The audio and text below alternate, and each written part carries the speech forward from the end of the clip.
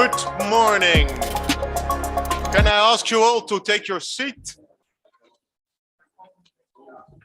I know you're excited to meet and talk to all your new friends and colleagues, and I'm sure you have fantastic ideas for new AI applications, etc.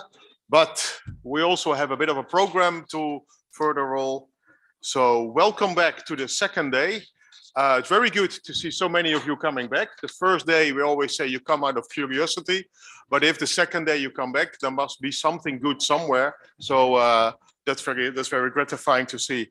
On the program, it says that today's session would be further moderated by Tony. Tony, unfortunately, had a very abrupt personal event, and so you have to deal with me. Yeah, so sorry for that, but I'll try to make the most out of it. It was very nice to see the buzz during the reception and the networking event yesterday evening. So again, thanks for that. Thank you for visiting also the stands. We got a lot of very positive feedback from that. So I think so far we're all doing very well.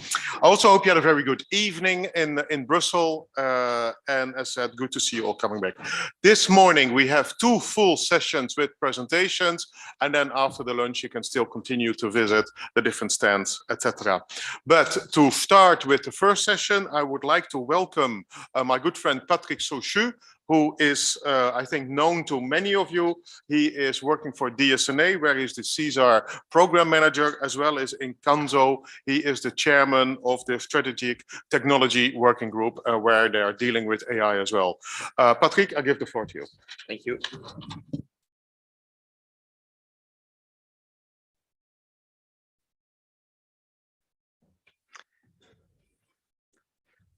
Thank you, Paul, for this nice introduction, and good morning, everybody.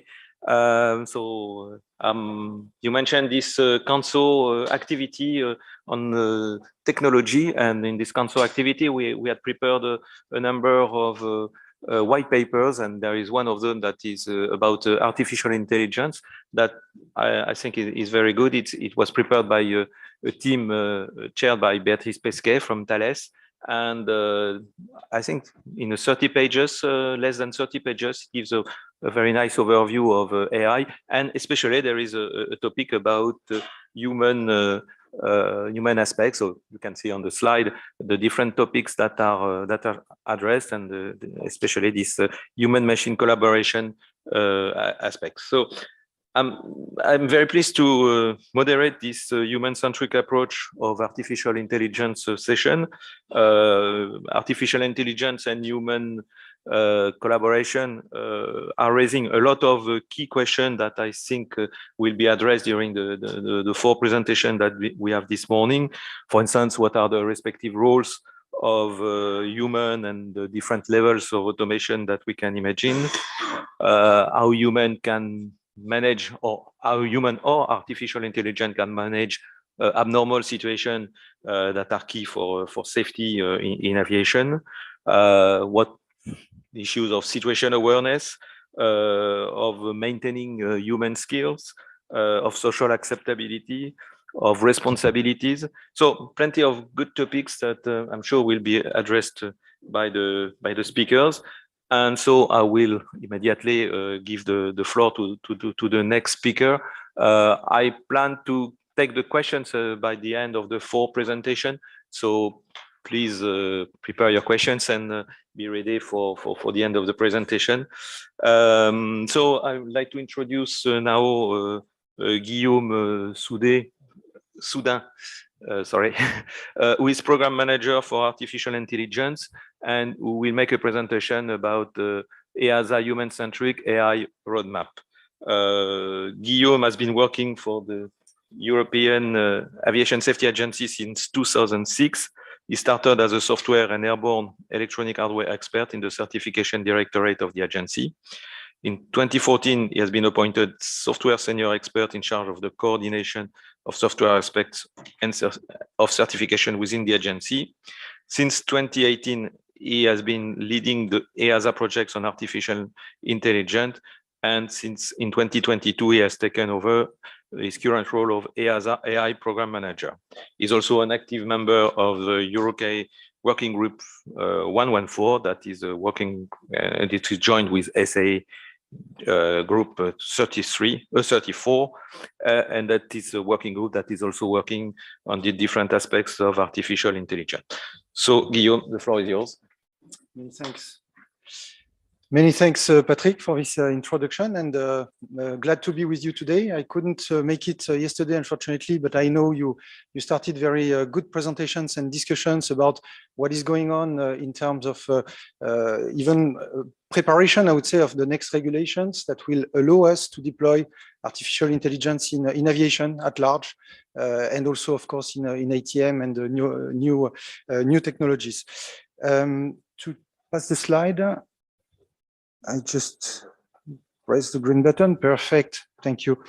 Now, so just before starting, very important also to mention, so I took the position of program manager on artificial intelligence at EASA last year.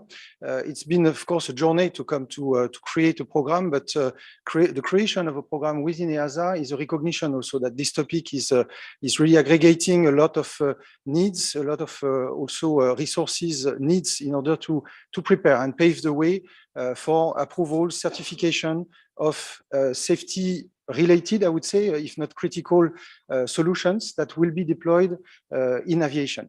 And behind, of course, the program, there is a massive team, I would say, internal to EASA, but also a lot of stakeholders that you will see also mentioned in the presentation. In particular, the program aggregates 5 projects.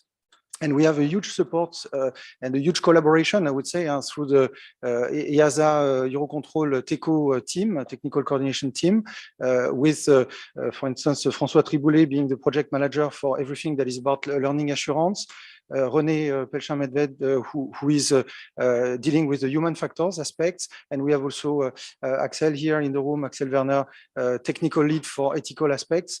And I can mention also Andrew Kilner, who is helping out also in paving the way to the human-centric approach that we have in the roadmap.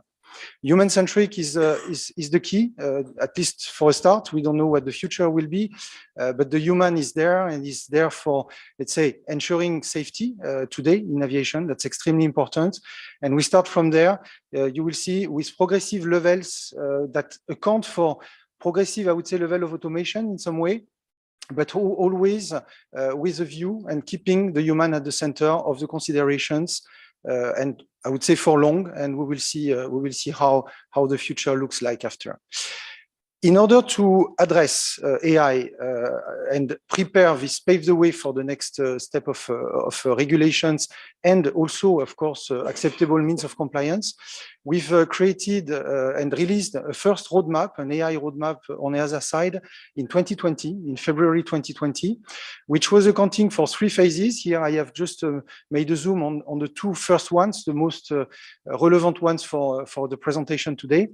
The phase 1 is an exploration and first guidance development phase. It's a way that we gave ourselves, I would say, time even before entering in any rulemaking activities, because it was for sure too early. It's about innovation when we deal with AI, and therefore we wanted this phase to be able to, in a flexible way, but also in interaction with all the stakeholders, whether industry, but also, of course, research, because a lot is going on, to have the capacity to provide a first set of what we call usable guidance. We have used a vector, which is the concept paper. You've seen a release of the first paper in December 2021 after a phase of consultation. And we have released early this year in February a second issue, which goes one step beyond to what we call level 2. So level 1 is reserved to assistance type of applications. Level 2 brings us in the next step, anticipated step, by the way, because it's a bit more virtual for now. Let's say applications that will bring us to a collaboration between an extensive collaboration between the human, the operator, whether an ATCO or it can be a pilot, of course, if we go for other type of applications. And that's something that will bring us to a teaming between the human and the AI that is of a totally different nature than the activities or the type of applications we were facing so far. And that's this concept paper issue 2, proposed issue 2, that account for this level 2 that we will talk about a bit further in the presentation. A phase 2 is planned to start in 2024, which will be the start, I would say, of more concrete rulemaking activities, safety promotion around and based, of course, on everything that has been done in the phase 1. So we'll benefit of the concept paper to deploy it, I would say, in a way with the right level, I would say, of regulations, AMC, so acceptable means of compliance, and anticipated also link and call to standards. You talked about that yesterday. And just to give you a flavor of what this AI concept paper proposed issue 2 is, so focusing on the activity, I would say, this year in 2023, we have this concept paper developing, I would say, new and novel concepts that are needed to deal with AI at large, but also with specific technology or techniques like learning. Learning assurance is the way we address the notion of machine learning deployed in aviation applications. We need a reinforced explainability of what the system is and how systems based on AI are coming to their results and outputs. We have the notion of human AI teaming. We will talk about it much more in detail because that's the heart of the human-centric approach. And then we have also a consideration that comes very important, high on the radar on ethical aspects. You know that a couple of years ago, we got this guidelines from the high-level group from the Commission on AI, reflection group, who gave a certain amount of guidelines. We use those guidelines as a starting point, and I will say also a bit more about that. The paper is published for consultation. As I said, it's still up for consultation, so you can, until the 5th of May, provide comments, and that's really appreciated. That will help constructing and maturing this document, which again is not a rulemaking activity, but is preparing and paving the way for the consolidation phase. A very important milestone also in 2023 is the update of our EASA AI roadmap. So the last 3 years, we were, I would say, full speed in providing the deliverables that we foresaw in the roadmap 1.0.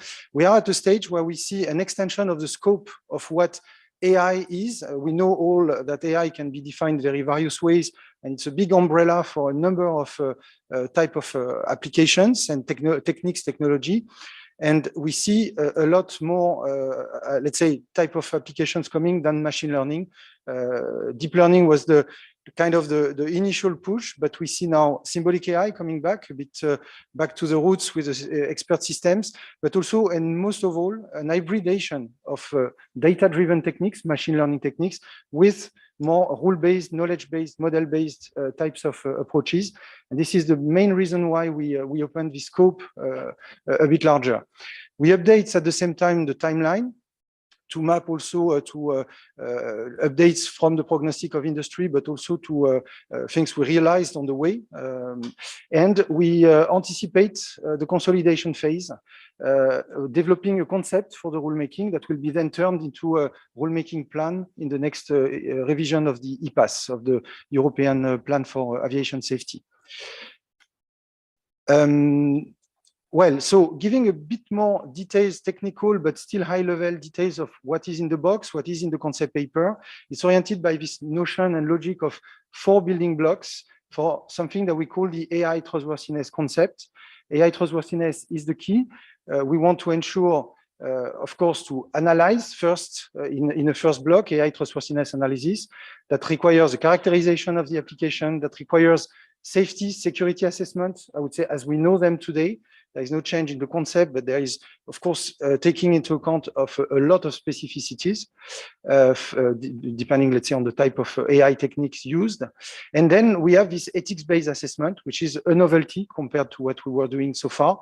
We mapped the guidelines, taking them into account to the more technical blocks that are on the right-hand side of the slide.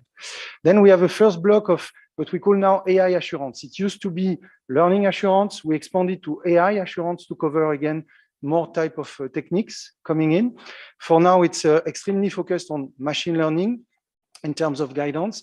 And that's where you see this W-shaped cycle or process that is the adaptation of development assurance to take into account the specificities of machine learning. So data management, for instance, learning process management, model training, that's all steps that we were not considering when developing more classical and traditional software and hardware items and systems. From there, we have expanded a block that used to be called AI explainability in the roadmap 1.0. And we recognize the fact that the human factors aspect developed by the new applications, a new type of applications, is bringing us really to the need of much more advanced, I would say, human factors guidance. It used to be focused in the first issue on the operational explainability. Now we expand to human AI teaming, and also to modality of interaction, error management, etc. This is something I will come back quickly on. Safety risk mitigation is the last block, very important, a bit underdeveloped today, but a very important one, which recognizes that we are dealing with innovation. We don't know everything, we don't know what we don't know, and we consider also that the framework, we will push it, I would say, up to the point where we consider we will have a confidence in the applications, yet some uncertainty might come on the way. We still need a safety risk mitigation, which can take several forms, could be architectural mitigation, could be, of course, the human in the loop, and the human-centric is also there. But it could be, of course, also some hooks limitations we put on, for instance, freezing machine learning models, limiting also the criticality of applications. We have several ways of doing. To focus on the topic for today, human-centric guidance, the scope is actually largely impacting all building blocks. The characterization, you will see in the leveling of type of AI, we are extremely focusing on this interaction between the human and the AI-based system. We have, of course, in the explainability aspects, also in the AI assurance block, a portion also of interfacing with the human. The main and the heart of it is the human factors for AI block, as the name indicates. And we have, as I was saying, in the safety risk mitigation, we account also for the presence of the human in the loop. A very important slide, and surely I cannot provide all details, but it's very important to understand that we have created a classification scheme to account for specific type of AI in order not only to modulate the guidance and say some objectives might not be applicable to some levels, but also to enable a stepwise approach in the guidance development. Level 1 is for assistance. It's a bit the topic we addressed and attacked with the issue 1 of the concept paper. Level 2 brings us again to this notion of human AI teaming, and that's where we have put all the focus of the development of the concept paper issue 2. And one thing that was recognized is that we need actually 2 level 2, and that's an important thing to say. We have a level 2A that is, I would say, automation that will be used then for, let's say, still overseen by the human end user. However, with the capacity of the machine to take automatic decisions, automatic action implementation, which is not the case in level 1. Level 1 is still an assistance. The human has a full control of the loop of operations. It is still true in the level 2, but yet the machine goes a step forward, capable of taking automatic decision, automatic action implementation under a full control, supervision, and authority of the human. What we consider also being very important is a level 2B. I would say it's an anticipation. It doesn't mean we have to go there. It's a partial release of the authority of the end user in order to foster some operations that will be much more, I would say, efficient, if we consider them, than having always the human having to kind of validate or at least oversee absolutely each and every decision. This is a step a bit in the, I would say, in the unknown. Clearly, we had a bit of uncertainty as well in the guidance there. That's why the consultation and the feedback is extremely important.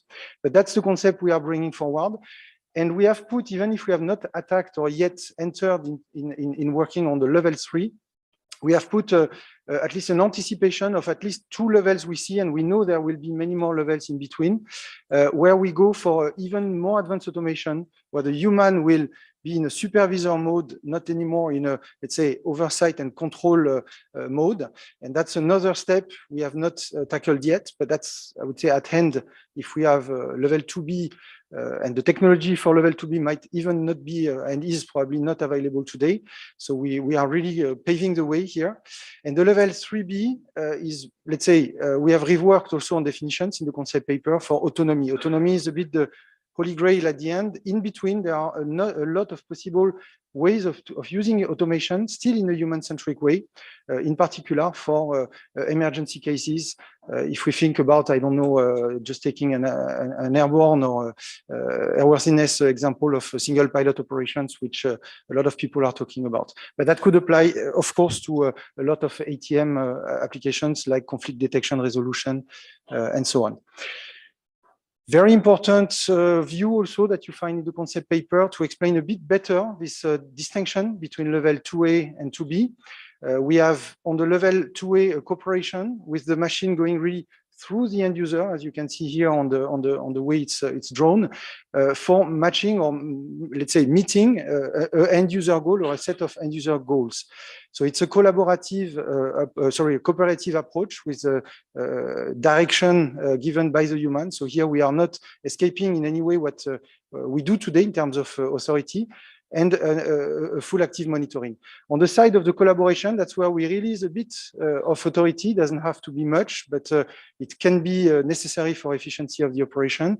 Yet the human is actively monitoring, which may again vanish a bit if we go for level 3A in terms of anticipation, but that's also future discussions. It's a co-constructive approach, which opens really let's say, bringing the capacity of the AI-based systems to bidirectional communication, capacity also of situational awareness and mutual, I would say, situational awareness. Context will be important there. It might also open the need and the way to adaptations, a lot of adaptivity in terms of interface to the human. So there is a lot really of human factors, human-centric aspects in this part. And the human-centric doesn't mean only we want to develop guidance for human factors, definitely. It's really to put the human at the center of the operation. And it is, by the way, also anticipating on level 3A, so more advanced automation even. It is also to put the human in a capacity of performing the operation at any point in time. If you want someone to supervise an operation and recover in case of alerting, you don't want to leave this person in a situation where the context is not clear, etc., etc. That would be detrimental to safety. We want to ensure safety, and we will release, I would say, the capacity to certify or approve this type of solutions on the way as we go. And as we feel, this remains in the boundary of safety. A very important slide that we used to show, but it's very important to always restate that. We have a complete ecosystem working on this development of guidance. Of course, we developed this concept paper as I would say, a structuring and driving factor of what is the anticipated set of requirements that will be put upon safety-related applications. But yet, we have definitely to exercise this by using use cases. We have a huge number of use cases. The number of logos here on the slide is surely not complete, but gives you a flavor of the number of people we interact with. And we have also, of course, standardization going on. You talked about it yesterday. Here we have, in particular, the Eurocontrol AI working group where EASA is highly involved. We share use cases with them, but we share also a lot of discussions, technical discussions that orient and make or help us maturing the guidance we've provided so far. And I think I am a click away from, no, we are missing actually on the slide, it's probably not the last version. In the standardization, definitely, and you talked about it yesterday, we have other groups working on the ISO. We have, of course, we are monitoring what the ISO is doing. It's an explosive group in terms of size, so it's much more difficult to follow in terms of resource. That's why we focus a lot on the Eurocontrol AI, but we also are discussing a lot with Sensenelec. You discussed surely yesterday with Patrick Bezombe. We have really to ensure, because the Sensenelec will do everything about standardization on the EU AI Act. We are also under the EU AI Act with a specificity, of course, for the aviation system. The AI Act is at the top of this. Then we will have, for sure, EASA regulations that will come into the game, specific for AI, and then domain specific. Each domain will be taken into account specifically. And for that, then after let's say the level of rules and acceptable means of compliance, definitely we will rely on the standardization effort. That's why we try to be also as much as possible involved in those groups in order to explain what we anticipate in terms of requirements, discuss with them, take also the solutions as something we will be able to refer to when publishing AMCs, so acceptable means of compliance, or guidance material, GMs. On the side, also very important to mention, beyond this, let's say, trigram, we have also research going on, extremely active. I think you are all aware of everything happening in the SESAR 3 calls. We have a lot of calls or answers to the call that are about AI. A lot of diversity also in the use case and research. We will benefit of all of that.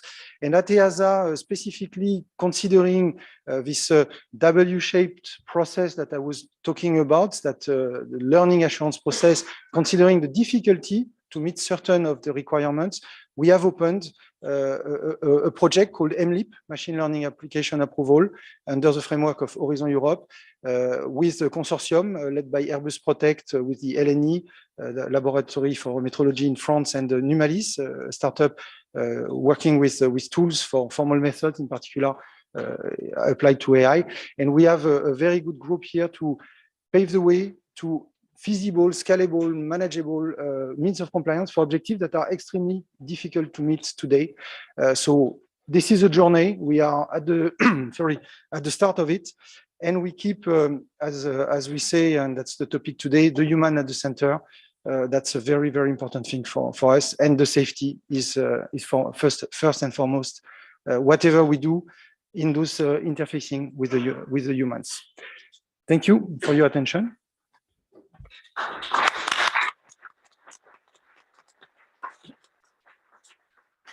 Thank you, Guillaume, for this very interesting presentation. We take the questions afterwards. We'll take the questions by the end. I'm sure there will be some questions about this different level of cooperation, collaboration, about this framework in Europe for all this topic.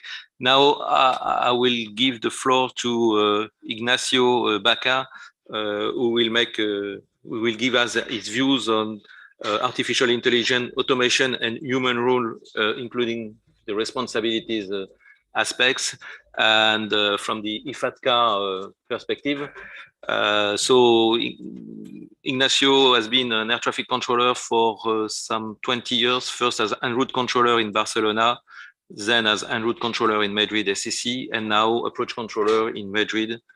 He has a background as aeronautical engineer, having studied in the Polytechnical University of Madrid. He has been linked to the technical area of IFATCA for 12 years, more or less, first as member of the Technical and Operation Committee, and then chairman of it, and he's also member of the surveillance panel of ICAO. So, the floor is yours, Ignacio.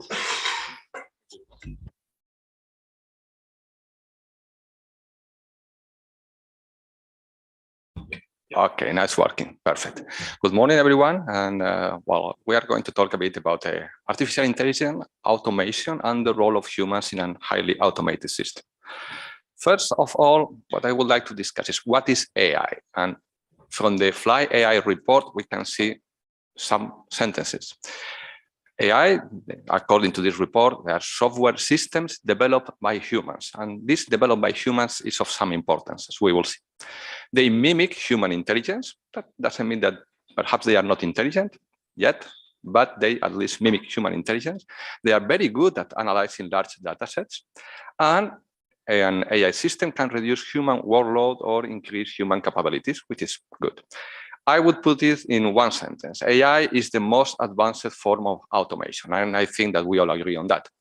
Now, for me, automation, every time I heard about automation, that rings a bell. And the bell is about the paradox of automation. One of the things when we implement an automated system is that we expect to eliminate the human error. We think that machines don't make errors. But automation is designed, and in the case of artificial intelligence, is trained by humans. We saw that in the first slide. So the human error is still there somewhere in the design. And in non-nominal situations, usually we expect that there is a human to override the system. So if the human is prone to errors, the backup system is prone to errors. So these are the two paradoxes when implementing an automated system. And then let's go to the first problem. We usually think machines don't make mistakes. Well, the problem is that sometimes they make mistakes. Here we have an interesting case with an AI camera was trained to follow the ball in a football game. The problem was that the assistant referee had a bald head. So the camera was following the assistant or his head during the full game. Well, not a real problem, just an embarrassing problem for the TV station. And we have another error from AI here. Again, it was a YouTube video that was flagged as racist because they were talking about black, white, attack, defense, the white knights. They were talking about chess. A human probably wouldn't have made that mistake, but artificial intelligence also makes mistakes. So far, not a real problem. It's just an embarrassing issue. But if we go to some other areas, we can start to have serious consequences. For example, we see here another arrest and jail time due to a bad facial recognition match. So here we have a system that is supposed to see a camera recording and see if it matches with a suspect. And well, it matched, but the problem was that it was a wrong match. And here we have serious consequences. Yet we can think, well, nobody was really harmed, or at least not physically harmed. And then we see an example, something that a human can do, that is to break by mistake a kind of bear repellent. The thing went to the air conditioning system in an Amazon warehouse, and some 7, 8 people, I don't remember the exact name, the exact number, sorry, but they had to go to hospital with lung problems. Yeah, something that happens once in a lifetime. Only that the very day it was discovered that this was the second time that this kind of incident happened. Yet we can think, yeah, okay. But still, these systems are safer than the ones operated only by humans. But 3 years ago, we discovered that internal documents show that if you work in an Amazon warehouse, it's better that it's not an automated one because the rate of injury is higher in the automated ones. So we see, yeah, automation makes mistakes. What we have to think about is that automation is never considered responsible of that mistakes. And I have 2 excellent examples. Now that we are beginning to have automated cars, fully automated cars, the first fatal crash was a Tesla that the driver just engaged the autopilot, but the autopilot failed to recognize a lorry that was crossing the road. So the driver, that now was only a passenger, was killed. In the other case, a pedestrian was hit and killed by an experimental Uber car. In the first case, the report, interestingly, blamed human error. And here the question is, what human? The human was out of the loop, but still the defense considered that if you engage the autopilot, this is your responsibility. Then the question is why to engage the autopilot at all if you have to keep your hands in the steering wheel and the attention on the road? Then it's, the autopilot is not needed. In the second case, the driver, now a passenger, was charged because, again, it was she was supposed to keep attention on the road. And here is an interesting case again. If you are sitting in an automated car and then you see a pedestrian, let's say 200 miles away, would you press the brake? Well, come on, give the system a chance to prove how good it is. If you are at 100 meters, perhaps we still can think that, the system still has time, 80 meters, 30, no, too late. When should you override the system? That's another problem. So first problem that I consider that we have to take in account when thinking about bringing high advanced automation as AI is the problem of responsibility. And this is the first one that we have to solve. And the second one is the scaling of the human backup. We think that the human is going to take the control of the system if necessary and save the day.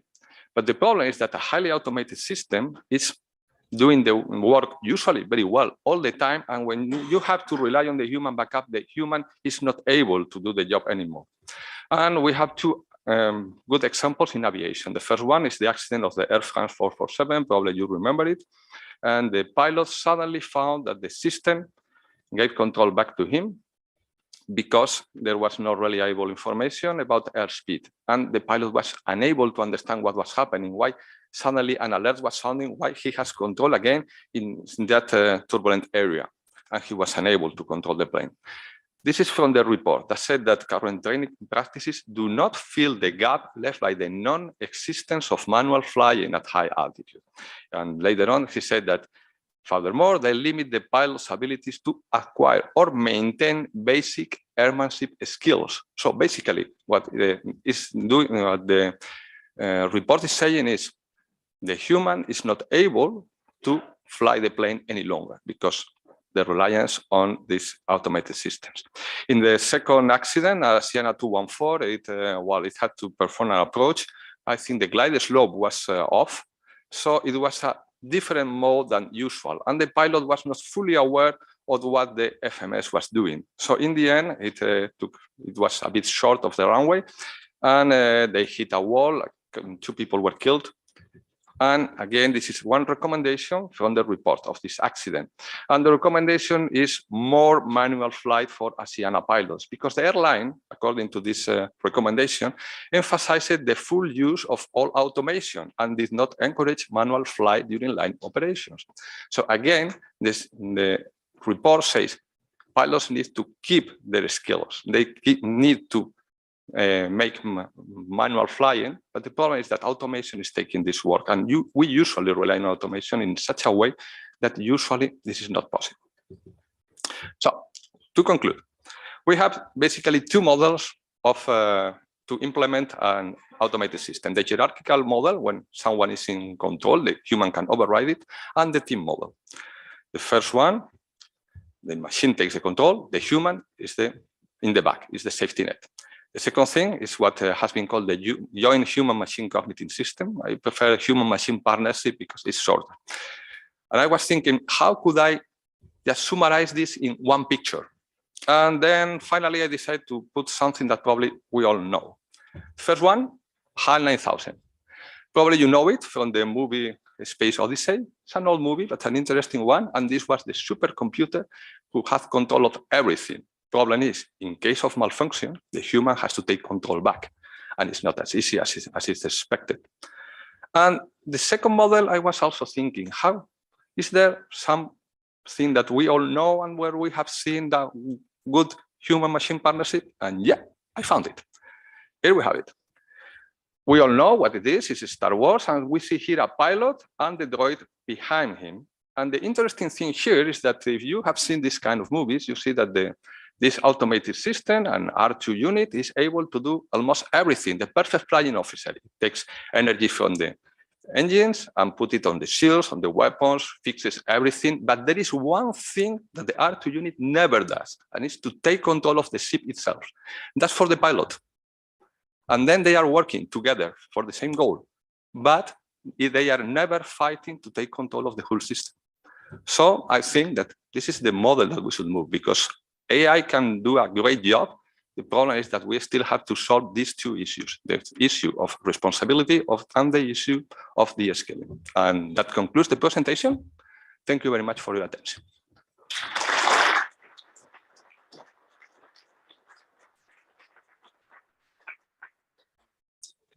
Thank you, Ignacio, for this presentation and the very interesting examples that were given on maybe other topics than purely aviation, but I think these topics are very general and not only for ATM, but they are also very significant point for ATM to address.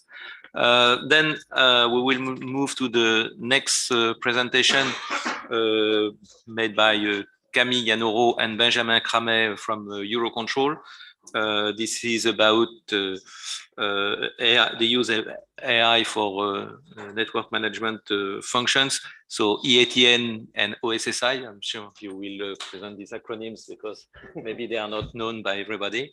So thank you for coming. And as a few words of introduction, I would say that Camille is a validation expert and project leader working at the Eurocontrol Innovation Hub at Bretigny for the past of 7 years. She has been working on SESAR project, and she is now part of the Eurocontrol Innovation Program, working on short-term innovative projects and focusing on stakeholder operational improvement.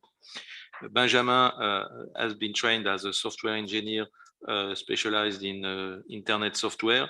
He has started his career working mainly on surveillance area, like trackers at ESB and HEMLAT and so on. And is now leading an innovation cell dedicated to network management operation center in Eurocontrol. So the floor is yours. Thank you, Patrick. Good morning, everyone. So as Patrick mentioned, I'm working at the Eurocontrol Innovation Hub at Bretigny. I'm representing today the ETIN program, which is the new innovation program of Eurocontrol. And I'm here with Benjamin, who is the manager of the OSI one-stop shop AI team, working here at the network manager. So today we are going to present to you how our two different entities work together and how we manage to keep the human at the center of our projects. So first, the process. So our process is nothing new. It's a user-driven agile process. So we tend to address the short-term operational improvements by regularly gathering the stakeholders so they can express their needs and their pain points. So we gather twice a year so they can express their needs, and then we can select based on the priorities and the feasibility studies. We can select a list of projects. Then once we have the projects, we can build our Eurocontrol expert team that is composed of data scientists, validation experts, and prototype developers. And then we go for fast prototyping in an agile manner by keeping the users always in the loop. Once we have the prototype ready, we can test it with the users. And if it's accepted and validated by the users, we go to the last phase of the process, which is the handover phase. So we work on short-term projects, so 1 year lifetime projects. And our ambition is to complement the SESAR program. So not to do similar project, but just to complement. So as you can see, our two processes in ETIN and OSI are similar. The main difference will be that in ETIN, we serve the aviation community. So we work with airspace users, airports, and ANSPs, while in the OSI, they tend to focus on the network manager. Here is the portfolio of the ETIN projects. So you have a full list of projects. You can see that half of them are AI-driven projects. If you want to know more about some of our projects, you can come and see us during the break session at our stand, and we'll be happy to give you more details about it. On the right side of the slide, you can see the different ways that we use for the deployment of these projects. So we have the industry and startup community that could deploy our projects. We have also the deployment by the network manager with the support of the OSI team and Benjamin. So this is the case, for instance, of the forecast of ATFM delay, FADE, that I will give you more details just after. But we have also deployed the curfew infringement prediction and the knock-on delay visualization with the network manager on NM tools like Mirror. The last way of deploying our projects is the deployment by the operational stakeholders. So for instance, the optimized turnaround time is a project that is being deployed at Prague Airport currently. So this is initially a local solution, and our ambition is to extend it then to the rest of the community. This is an example, as I said, of the forecast of ATFM delay evolution, FADE, which is one of our success story. So it started with airlines coming to us and stating their needs that when their flight gets regulated, they do not know how the delay is going to evolve, which creates a lot of uncertainty and a lot of impact on their operations. So the objective of the project was to create predict the evolution of the ATFM delay. For this, we developed two machine learning models that provided two prediction indicators. So the trend, which is the probability that the ATFM delay is going to decrease at a given time, and the predicted delay, which is the final delay value that you can expect at departure. For the timeline, we scoping the project, and we built the algorithms and the prototype in 6 months. So it was a short-term project. And then once the prototype was ready, we tested it with the users in a replay trial first with 4 airlines. And then we did the first live trial. So the prototype was connected to the NM operational data to have live information. And the objective of this trial was for the airlines to use FADE in their own operation center to see how FADE could impact their operations, their daily operations. After this first trial, we did another trial last summer with more airlines this time. So in this situation, there were more traffic, more delays, and more regulations. So we really could see how FADE could benefit through their operations. In the end, we had very positive feedback. FADE was a real support for decision making, especially for the decision for rerouting or not. It also increased the situational awareness because they could have a hint about how the delay would evolve. And most of all, we managed to build a very high trust into the prediction. So when the users, by using it every day, they could really gain trust and believe the prediction that they were seeing. After this trial, some airlines asked to keep using this tool. So we provided the access to the prototype, and we had also newcomers that joined the project, and they all asked to have now operational use. So we decided to deploy the tool on the NMP flight application with the high support of the OSI team and the NMP flight team. And so this tool will be now available by this month, the end of this month. So this is how it will look like in the NMP flight application. So you will have the CASA delay on the left column, and next to it, you will have the FADE delay indicators that indicates the trend and the predicted delay. So now I give the floor to Benjamin, who will explain you the OSI process. Hello, thank you, Camille. So for us, the world is very simple and divided in 3 categories. There is the fail fast project, there is the project that are successful, and there is the mistakes, or what we say today, that we learn. So we learn a lot, we deploy a lot, and we try to not burn on investment. So when we start a project, we want to stick to the business. We want to stick to the human. So basically, if we understand well the business problem we try to solve, we will find insight in the data very fast. We will verify this insight with the business and be able to develop the AI. As Ignacio mentioned, we want to mimic the human intelligence. So if you want to mimic, well, you have to have the reference, and the reference, well, is the operational staff. So voila, we work mainly. We have a whole list of projects that, like Camille, I invite you to come and discover at the booth. Sorry. They are boosted projects, but discover them at the booth. And we are working basically in 2 categories: personalization. So basically, how can we provide tailor-made solutions using AI to, when it is Air France or when it is Ryanair that ask for the same thing, well, we don't give the same answers because they are different. And also support to decisions. So how can we help the human, propose the human solutions that they may have not think of, a bit like Charlie has been presented yesterday, but more in the ATFM, in the flow domain, because I'm focused on the NM operational center. So this is what we do. Yesterday, the DFS has mentioned a very important aspect, which is the life that goes around the model. So basically, what we do also, and that's the specificity of the one-stop shop AI, the OSI team I'm leading, we are industrializing AI. So then we have to think of, once the model is ready for the data scientist, the project is done. Well, for the rest of us, the project continues. So how can we monitor the system, make sure that it behaves in its defined system, do not give too much outliers? When do we detect retrain? Because the AI has been trained at some point, but then we need to be retrained because novelty arrives, etc. So this is what we do also, and this is what I encourage you to do. There is also a task force mentioned yesterday on that aspect. So if you want to know more about the industrialization and how to organize the so-called MLOps, machine learning operations, well, I invite you to join the meeting.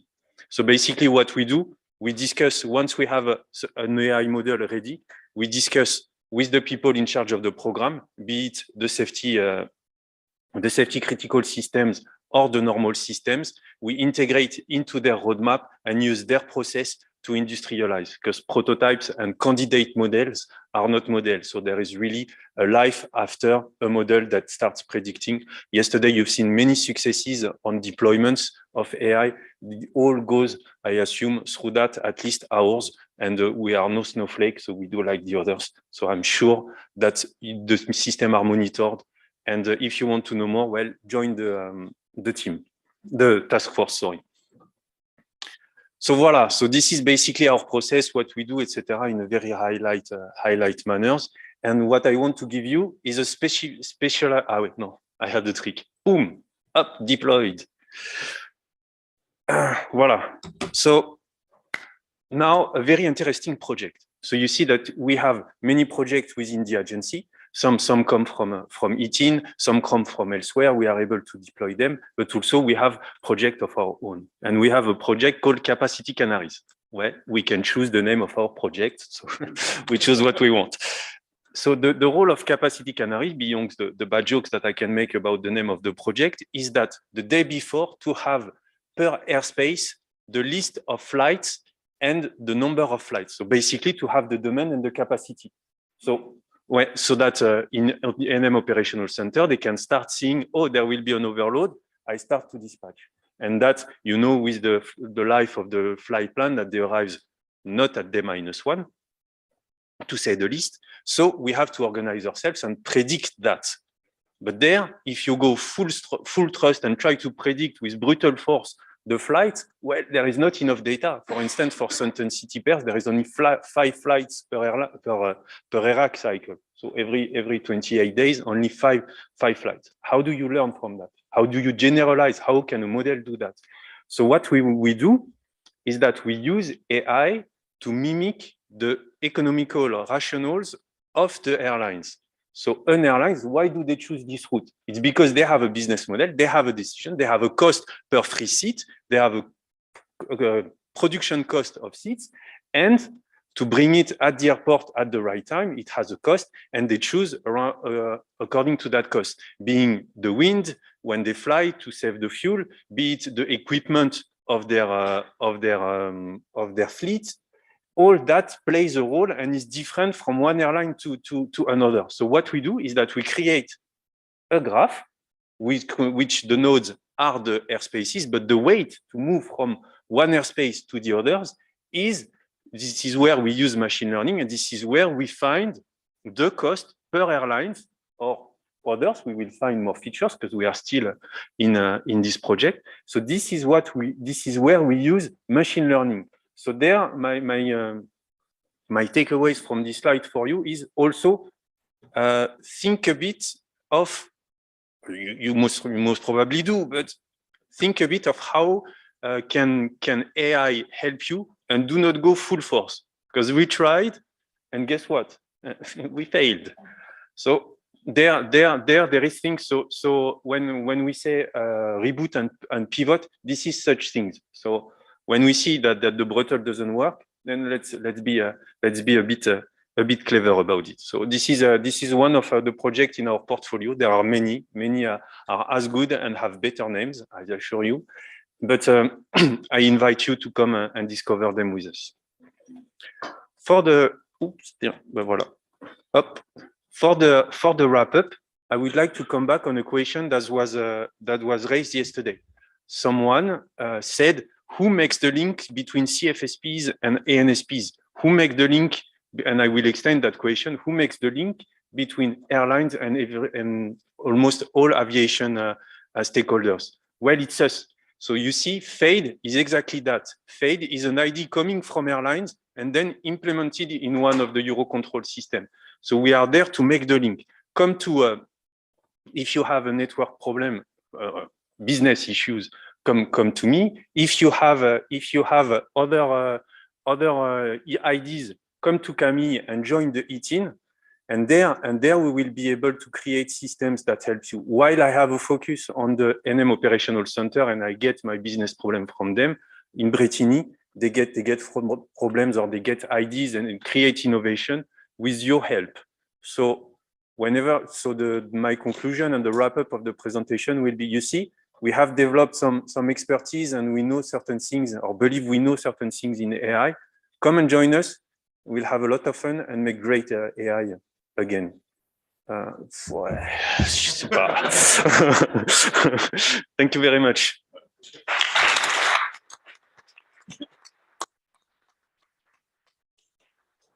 Thank you very much for this presentation, and I think that this ATFCM domain is a good playground for AI initially, and we have also in France some projects about sector configuration with machine learning. Synapse. That's a Synapse project with Onera that is also shows also that it's a good playground for these new technologies.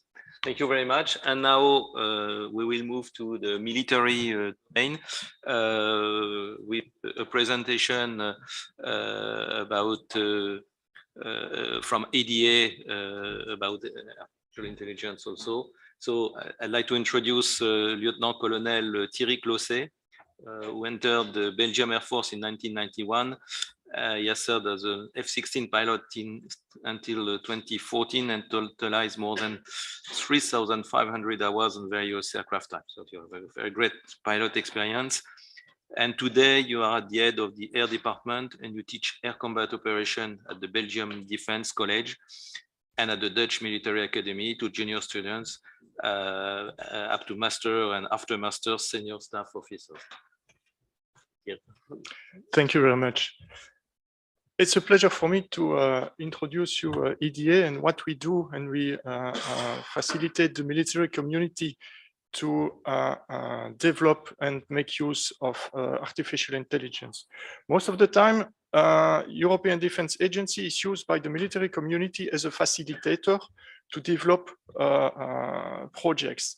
We also try to target all the time, or the best we can, the different EU funding opportunities, such as European Defence Fund, SEF Transport, SEF Military Mobility, or any other CESAR or SGU fund. I will give you two examples. One is not yet developed and is under maturation at EDA, is the use of artificial intelligence to enhance air surveillance. And the second one is a good example, and I'm happy to have seen already this example shown on the EASA slides a couple of minutes ago. So the use of artificial intelligence to enhance air surveillance for the military. First of all, regarding the airspace surveillance, we would like to improve the current airspace surveillance process for the detection and identification aspect for military reasons, of course. We would like to provide also additional opportunities to identify unusual behaviors in different domains. We would like as well to identify national areas of vulnerabilities or interest for the security and safety purposes. We support operation training process, and we would like as well to use the artificial intelligence to counter airspace surveillance. For the air policing domain, we would like to use the artificial intelligence as a support to decision makings for quick reaction alerts operations. We would like as well to use it to assist the execution and of course to ensure and increase the safety with safety nets. On the air traffic control, military air traffic control system, it's quite similar to the civilian ones. We would like to optimize the military air traffic control operational effectiveness and improve, of course, the safety awareness and flight safety. How do we do this at EDA? We developed a Cat B program, which is called IMACSES, which stands for Integration of Military Air Capabilities in Single European Sky. And under this umbrella, we developed different ideas, projects on request of the military community and the member states. And we seek for industry participation, and we target most of the time different EU funds. It's not excluded, and you will see it just afterwards with this example, that EDA can fund by itself on its own budget the research and development of initial ideas. So the second project, which has a very happy end, you will see during the presentation, is a project which has been developed in collaboration with two industries, CMV and Artec, under the auspice of and the financing of EDA. The name of this project is safe termination of an UAV flight. So SafeTerm, the system is based on artificial intelligence and computer vision. You will see that it's a combination of the two. The main objective is to enhance the current safe flight termination in the case the aircraft is not capable anymore to execute its pre-planned or its backup mission. This is something as well to be taken only and to be triggered only in case of emergency situations. So when you have the image here below, basically what the system does is that with the analysis of the images given by the different sensors aboard the Airbus, the artificial intelligence is capable, and I will show you afterwards in details, is capable of making differences and to make some categories of suitable or unsuitable landing spaces. For this test, what did we use? We use UAV, Tarsis 75. This one is equipped with visual and electro-optic sensor with an infrared seeker. It has also incorporated into the system an automatic detection and tracking system of persons and tracking also of moving vehicles. You have the details of this Airbus on the right-hand side. This is the project roadmap, started in September 2019, passing over the COVID and being successfully achieved in June 2022. The first part of the project was research and development, about 1 year until the validation campaign, 1 year later. Inside the building, nothing was flying at that time. Then, after those successful results, we could retrain the artificial intelligence and proceed to a successful second validation campaign. The third validation campaign has been made in June 2022 with a successful flight test. How is it working? You are the drone pilot and everything goes well. You have your drone at hand and you can fly your mission and as planned, as pre-planned. At a certain stage, you suffer from command and control loss, but the Airbus as such can continue autonomously. It's a normal flight path. He can continue his mission without many problems and come back home. It's already a kind of backup solution, but everything goes well. What if the controller, the pilot has no control anymore on the Airbus and any other problem technical problem, engine problem occurs, the drone is not initially command and controlled by the pilot, so the drone is basically on its own. The system will first here trigger some emergency feature and will deviate from its pre-planned route. It will start to look and to seek for an alternative. And here comes the artificial intelligence into play. We have different solutions, or we can go to another suitable or nearest suitable airport, or we can terminate and we can try, if the aircraft is still flyable, of course, we can try to proceed to a termination area. Without artificial intelligence, the drone would go by himself somewhere in front of him, or do some uncontrolled, I would say, maneuvers. With the artificial intelligence, the system, together with the use of the onboard sensors and the camera, will analyze the surroundings and will make decisions to deviate the aircraft from its internal initial flight path. For example, because it's in front of a village or a house, and it will direct the autopilot autonomously from the drone to alter and to deviate and to go towards the designated area identified by the artificial intelligence.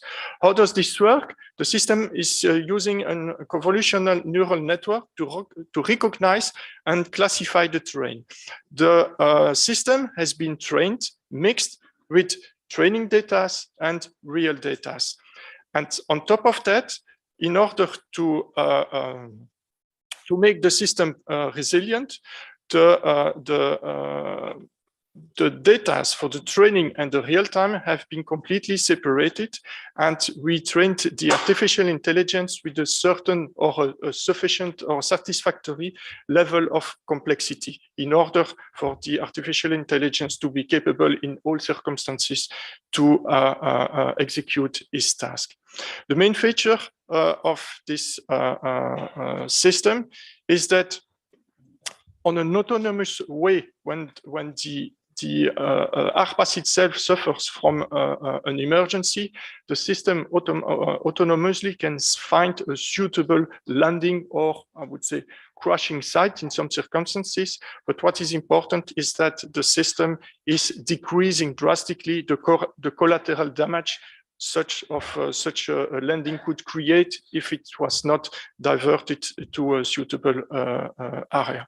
The system is capable of operating in several visual conditions and can be, of course, linked to and make use of the onboard sensors of the drone. The system has been also trained and is robust to image degradation. Imagine that the onboard systems of the drone used by the artificial intelligence to determine the best location has been damaged by a bird strike or by whatever. If the system is still working but in a degraded mode, the artificial intelligence can still identify the pictures and can still make decisions.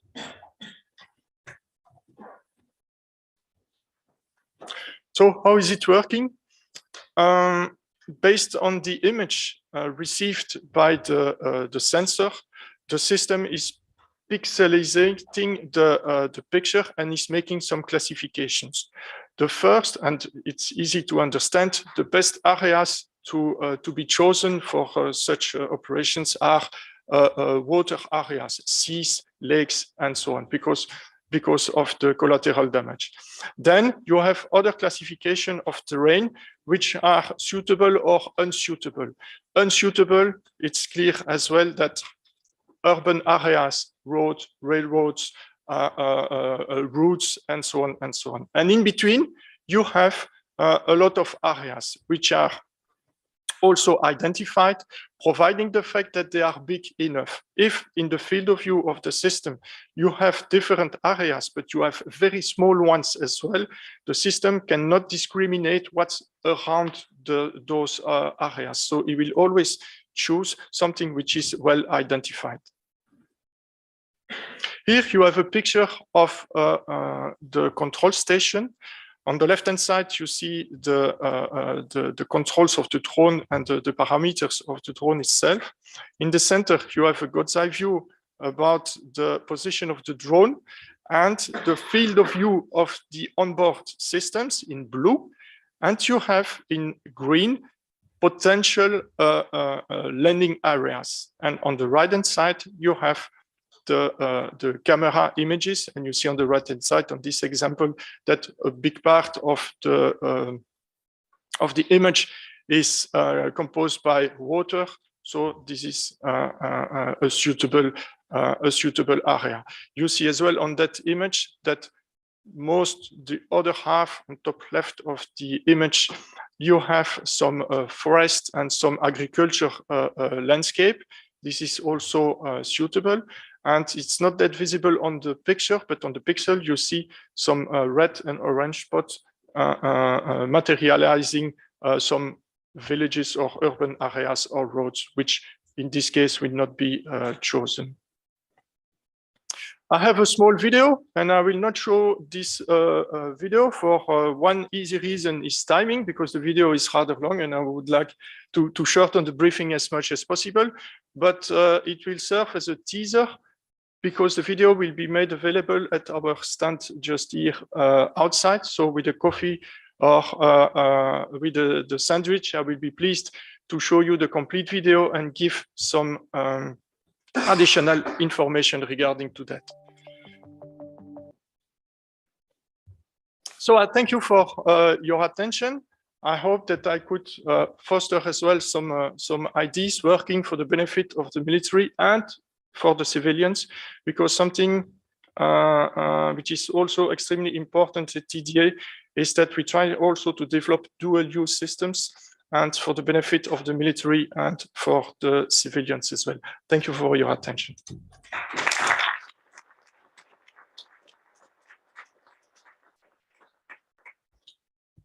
Thank you, Lieutenant Colonel Thierry Closset, for this very impressive presentation of very advanced level of automation, especially in abnormal conditions. So really interesting.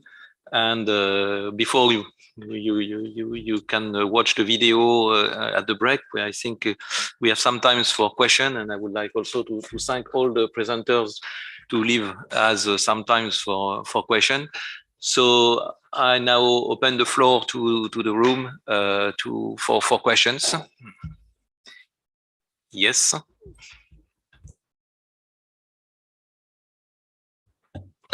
Thank you. Thank you for interesting presentations. My name is Summer and I'm a PhD candidate from Peace Research Institute, Oslo. My question is basically to all the speakers, most particularly the one from EASA and the second presenter. My question is related to this discussion around automation, because I heard that the whole discussion was centered around automation, even in the second presentation. What do you guys think about autonomy and automation? Because in other systems, for instance, not in aviation or in general, when we talk about these things here, we are talking more about automation, which makes sense. But now we are going in a direction where systems are more deterministic in their decisions. Do you see those kind of systems being integrated in aviation, or do you have this word automation for everything, autonomous and automated? How do you see that? Thank you. Yes, thank you for the question. I will take it first, and you can complement Ignacio. The way we see it, and we've refined, as I was mentioning in the presentation, some of the definitions in the concept paper, Proposed Issue 2, to put really autonomy as something that is quite far away. So automation is kind of a scale. We have automation, we know it today. We have something we call now advanced automation to characterize something that could be let's say, called autonomous by some projects today, but that is actually a high level of automation, yet still in a certain, I don't like the word deterministic because it will raise a number of other concerns, let's put it this way, but that is capable of operating in an operational design domain under every provisions, I would say, that the intended function is guaranteed, etc., to the level that we are looking for ensuring safety in current systems today. So this is what we see. And then autonomy is really pushed, and we borrowed the definition from the ISO standards in order to push it to a system or a machine, let's call it this way, that would be capable of, let's say, defining its own objectives or refining its own objectives and even changing potentially its context of usage. So this is something that is virtually, let's say, not feasible today from an approval or certification perspective, if we consider it in a safety-related questioning, let's say, or type of application. So if it's not safety-related, of course, the road is open to probably much more possibilities. But that's where we are today. And the last thing, maybe to reply to you, we go stepwise, as I showed, with these levels of automation. It's not a level of automation, it's a level of AI, but it maps, of course, to all these automation schemes. There are various in the different domains. So we try to factorize what we see coming in terms of application, characterize it. We have not yet entered in this level 3, and I bet, let's say, there will be a number of levels to define there in let's say 3A, 3B, etc. And maybe autonomy might be a level 4 or even further. We don't know at this stage. That's where we are. And Ignacio, if you want to complement. Yeah, sure. Thank you. Well, thank you very much for your question. Well, about the possibility to integrate automated or fully automated systems in aviation. At some point, we could say that it has been done. For example, I think that in some versions of the Airbus 380, the TCAS system doesn't just issue a resolution advisory, but takes control of the plane in case that there is a TCAS event. So at that moment, the plane becomes an autonomous plane and the pilot is not anymore in control of it. The system takes control, which in my opinion is a very good thing, because usually the pilot first tries to understand why the system is issuing a resolution advisory, but there is no time to lose here. You need to act, and then an automated system is perfect for that. So in my opinion, this kind of systems, the integration as safety nets, they are an advance. The problem that I see is, well, what I mentioned in the presentation, the problem of responsibility. What happens if we put a system and a human is taken as a backup?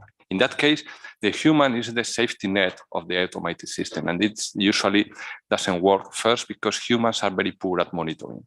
A human being becomes bored very quickly, especially if the system works well, because after a while it's why I am just watching this thing working, making this work. So you became suddenly bored, you began to lose your picture, you are thinking about anything else, and then suddenly you have to act. Then this is the scenario that I think that we must try to avoid. This is why I always advocate for the use of automation as a safety net first, and then let's see what happens. And another problem is that if we go to fully automation, and the problem probably is that we are going to have a system that is too complex for a human being to take control of it. Then the moment that something fails and the human has to take control, the system is far beyond the human capability. So this is another problem that we have to solve before going to full integration or fully autonomous systems. I hope that this answers the question. Yes. Thank you. Well, before I start, maybe it's a question or a discussion with IFATCA colleague regarding his presentation, which I found very difficult on the message that we were passing, and a little bit manipulating or complexing the stuff. He mentioned about some Tesla statistics, which, in my opinion, a little bit not complete in terms of the full statistics, where the autopilot is used. When the autopilot is used, what is the crash rate? When the autopilot is not used, what is the crash rate? Unfortunate event on the accident, he made a reference, which I found a little bit, what was the link that was put there is a bit different, but the statistics again between the generations of aircraft and the technology improvements and what is the impact on the safety, I think is missing. We need to mention it to the community for the sake of having an objective discussion. And then we ended up with our 2D2 example, which I found difficult to understand. So what is the ending message? What is the proposal that you are making? I found positive side as well, which is, I think you are right in the sense that we shouldn't go for autonomy or AI blind-sighted, which means we need to look at be cautious of these events, not to have a biased approach. I think from that sense, I agree. But for the rest, if you can clarify, or you don't have to say anything, but I would love to hear. Yeah. Thank you for your question. Who wants to answer? Ignacio? Yeah, sure. And Guillaume, maybe? Yes, sure. Why not? Well, about this, the Tesla accident, well, the message is rather simple. When I first heard about this crash, of course, I was interested in it. And I found a bit surprising that the first statement by the company was that the system was, when the car was sold, the system was disengaged. And if you engage it, you are responsible. So it's a bit surprising because, well, if I engage the system, it's to use it. So why should I use a system that tells me, no, you can engage it, but in that case, you still have to maintain full attention on the road. The system is supposed to take the work out of me. So this is something that happened. About the statistics of the accidents, I haven't seen any so far. Perhaps they exist, but I haven't seen them. I think there was another question about the final example. Well, that was just a picture just to show what the idea is. Instead of having a system that takes control and the human is overseeing it and perhaps overriding it, the idea is that the system, the automated system, should be working with the human in a team, cooperating team. We usually use the term human-centric approach. And frankly, I think that it sounds very well, but it's not exactly what we really need. We don't need to have the human exactly in the center, but to have the human in the loop and clearly define what part is reserved to the human and what part is reserved to the automation system. And so the problem is, how are we going to put responsibility in a machine? And this is the problem to solve now. To me, in my opinion, this is the real problem, because who's responsible in the event of a mishap? Is the human that is operating the system, but the system is not controlled by this human anymore. This is what happened in the Tesla crash. Then this human can be responsible? We could say no, but in that case, who would be? Apparently, so far, the human is considered responsible because he should know better. But when do you have to override the system? When do you have to take control? This is the real problem. So the examples were in that direction. And the idea is, yeah, let's go for automation, but let's first put a clear division. Let's see who's doing what in this team, this human machine team. And then once we have this problem solved, then we can go for automation, because believe me, I'm not against automation. Automation can be great. The problem is that automation has also limitations, and we have to deal with that before going to fully automation, and especially for autonomous systems.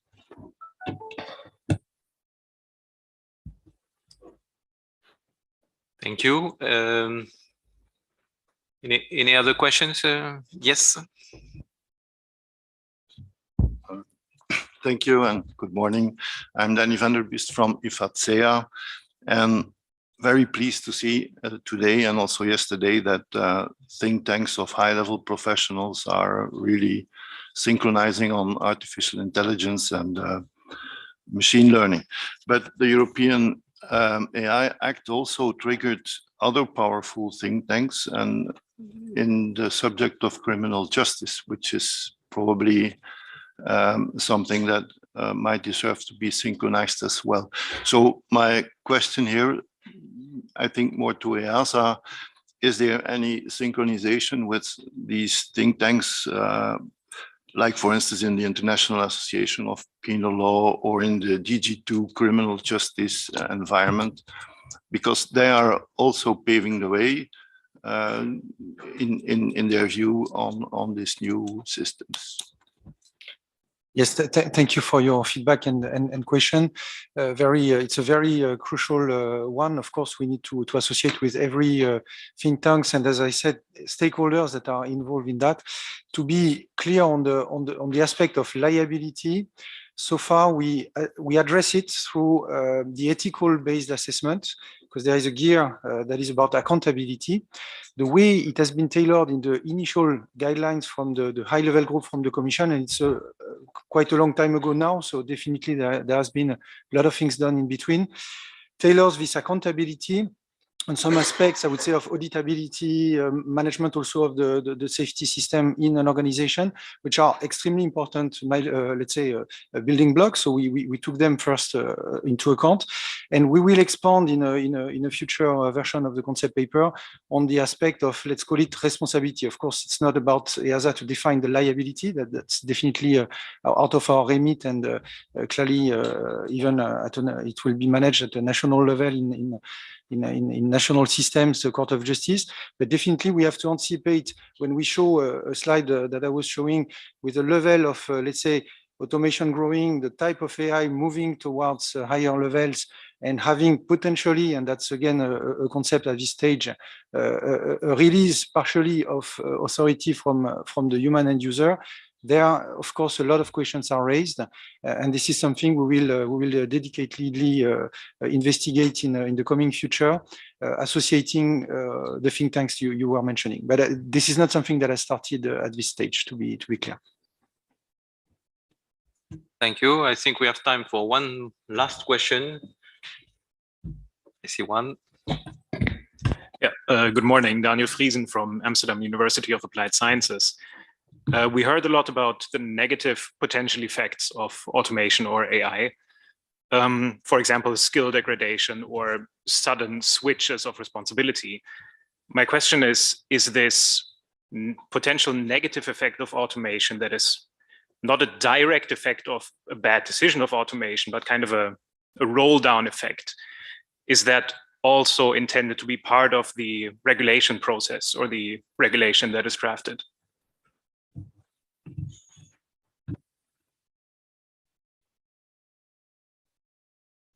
No, that's of course another important point. I think it's an overall system we have to consider. Of course, if we put the human end user with more automation, different systems, different nature even of interaction than today, we have to globally consider how the safety can be ensured. And it's global, but it's also end-to-end. I mean, it's at the development phase. We need to take into account, of course, the operational phase. We have also a feedback loop that is embedded in the future guidance for monitoring what happens. Are we really matching the assumptions that were made at design, not only from a system perspective, but also from a human factors perspective? And all these assessments, a lot is already in place. And let's be clear, we have specificities brought by AI, but AI is in fact more an enabler than something that changes the nature of operations. But it's an enabler for very different operations potentially. And then we need to embed it into the training of the end user, definitely. So taking all of that, it's a bit of a quick summary, but all this, let's say, umbrella of considerations are taken into account end-to-end in the process that we are anticipating with the concept paper. So I would just reply this way, saying it's a global thinking, and we will not enable or certify or approve applications that would violate this type of principles that are extremely important for safety today. Okay, thank you for your answer. And as I said, I think it was the last question. So I will close the session. Maybe just to reply also to your point, I think we have not only heard negative points about AI in this presentation. We have very interesting feedback from NM about the potential improvement that it could bring to our business. We had also very interesting positive feedback from EDA about interesting application, including in case of safety critical situations. But because AI is becoming a reality and because it's coming more and more in the landscape, there are, of course, a number of questions, and these questions that have been raised about responsibilities are key questions. It's question for automation. I think we will remember the issue of ECAS and the Uberlingen collision. One of the reasons of the Uberlingen collision is that the roles and the responsibilities were not so clear. And I think we should avoid this kind of situation. And it's where there is some work to be done. And maybe this concept document that was mentioned by Guillaume is interesting to look at in that respect. So I would like to thank again the different presenters for the very good presentation they made, and to close the session. Okay.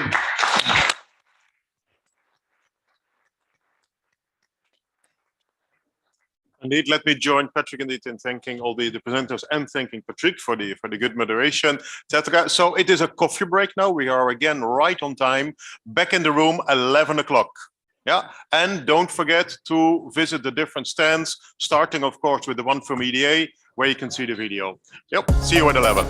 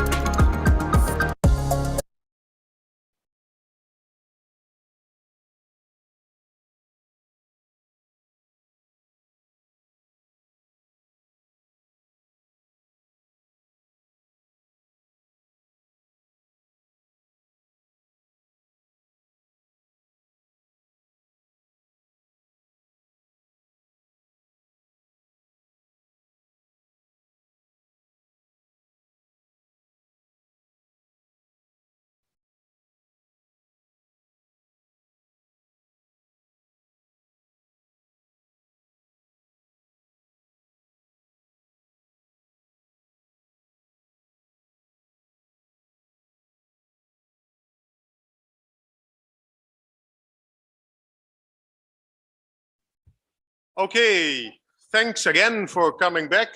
Last plenary session. Please take your seat. Doors are closing. If you really have this extremely urgent discussion with any of your colleagues or new made friends, then please have them outside. And whilst we are all getting ready for that, I'm happy to moderate for you the last session, which is more about airport and airline operational improvements. We have 3 presenters. Originally in the program we had 4, but Andrew Taylor from NUTS had a very urgent business priority coming in, and he's sitting in a plane at the moment to the other side of the world. So he sends all his apologies. And for that, we're going to have therefore only 3 presenters today, Romaric, Philippe, and Contrail. And the first one is Romaric. I don't think I will need to introduce Romaric any further. There was already a speaker yesterday. He knows more about AI than many of us will ever forget. So Romaric, the floor is yours. Thank you.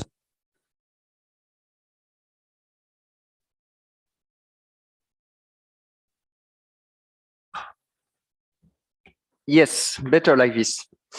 So thank you for having me a second time. So I'm still managing the roadmap about artificial intelligence in Airbus. Did not change since yesterday. And yesterday we were speaking more about how we ensure we have the right level of trust in what we do with AI, or we invest in trustworthy AI on this to meet the requirements from the regulation. Today is more a presentation about what we try to do with AI, what we try to enable. It's not an exhaustive presentation because there is a lot we do. So these are some of the examples on some short term, some mid-term, and some more long-term about what we want what we try to do with AI, with the kind of experimentation we do. So first, where we are now. So I will speak about some of the stuff which are already ongoing. On this I will go quite quick because these are stuff which are presented in our booth. So if you have more questions and so on and want to see some demonstration, you can go on the booth. So we have this Skywise story where we are collecting data thanks to airlines, and we are able to provide mostly predictive maintenance capabilities, doing either building health monitor, health indicator mostly to trigger alert to prevent operational interruption and to do anomaly detection. So this is really something on which there is a good level of maturity now. Also on the booth, we can showcase also how we've been using Skywise data to really monitor impact of GNSS, interferences that can impact the GNSS, on where we can locate that. So it's another presentation which we can do. The last one is really, Skywise is not only a platform where we collect data, but we also now offer capacity to develop machine learning inside Skywise and link to Skywise. And this is something which we can demonstrate. Another stuff, I will not go through, but Julien yesterday from Navlou presented some of the use of AI and mostly machine learning to improve the airspace design. So this is kind of stuff we do as of today. Now I want more to focus on stuff we plan to do, we are doing for tomorrow. So these are R&T activities. So they are technology demonstrator. We are still consider them as experimentation, and we are working on the different concept of operation that are associated to these different topics. So where we were mostly on ground doing mostly time series analysis. Where we go, we will try to go further using computer vision for many topics, and also we will try to go on board. So trying to use AI inside our aircraft, helicopter, satellite, but for today I will speak about mostly commercial aircraft. So the first stuff that I want to speak is something we want to do as being an upgrade of existing aircraft. It's called Visio Plane. And in fact, it's computer vision. So the principle is we would equip the aircraft with 7 camera, 2 on the cockpit, 2 close to the nose of the, in the cabin in the front, and 3 in the belly fairing, in order to provide what we call a 900 field of view around the aircraft. So of course, why we say 900 field of view, because normally it's 360. The aspect is that you have many occlusion area. If you only take a 360 camera, you have many occlusion area over your aircraft. So by combining the 7 camera, you can really see everything around the aircraft. You have no occlusion area anymore. And by starting with this capacity, which we are capable to implement as an upgrade, the two, I want quickly to make the point that there is no drag effect because the camera are integrated in the belly fairing. The 2 in the cockpit, of course, no drag effect. And the 2 which are in the window, these are small, they are covering a small part of the window. So the passengers still see through the window. It's just a small stuff on top of the window. But by doing so, we are capable to do different things. And we are currently starting to discussing with airlines about the full potential of this solution. So the idea is to provide for the passenger a full 360 view that could be on the IFE.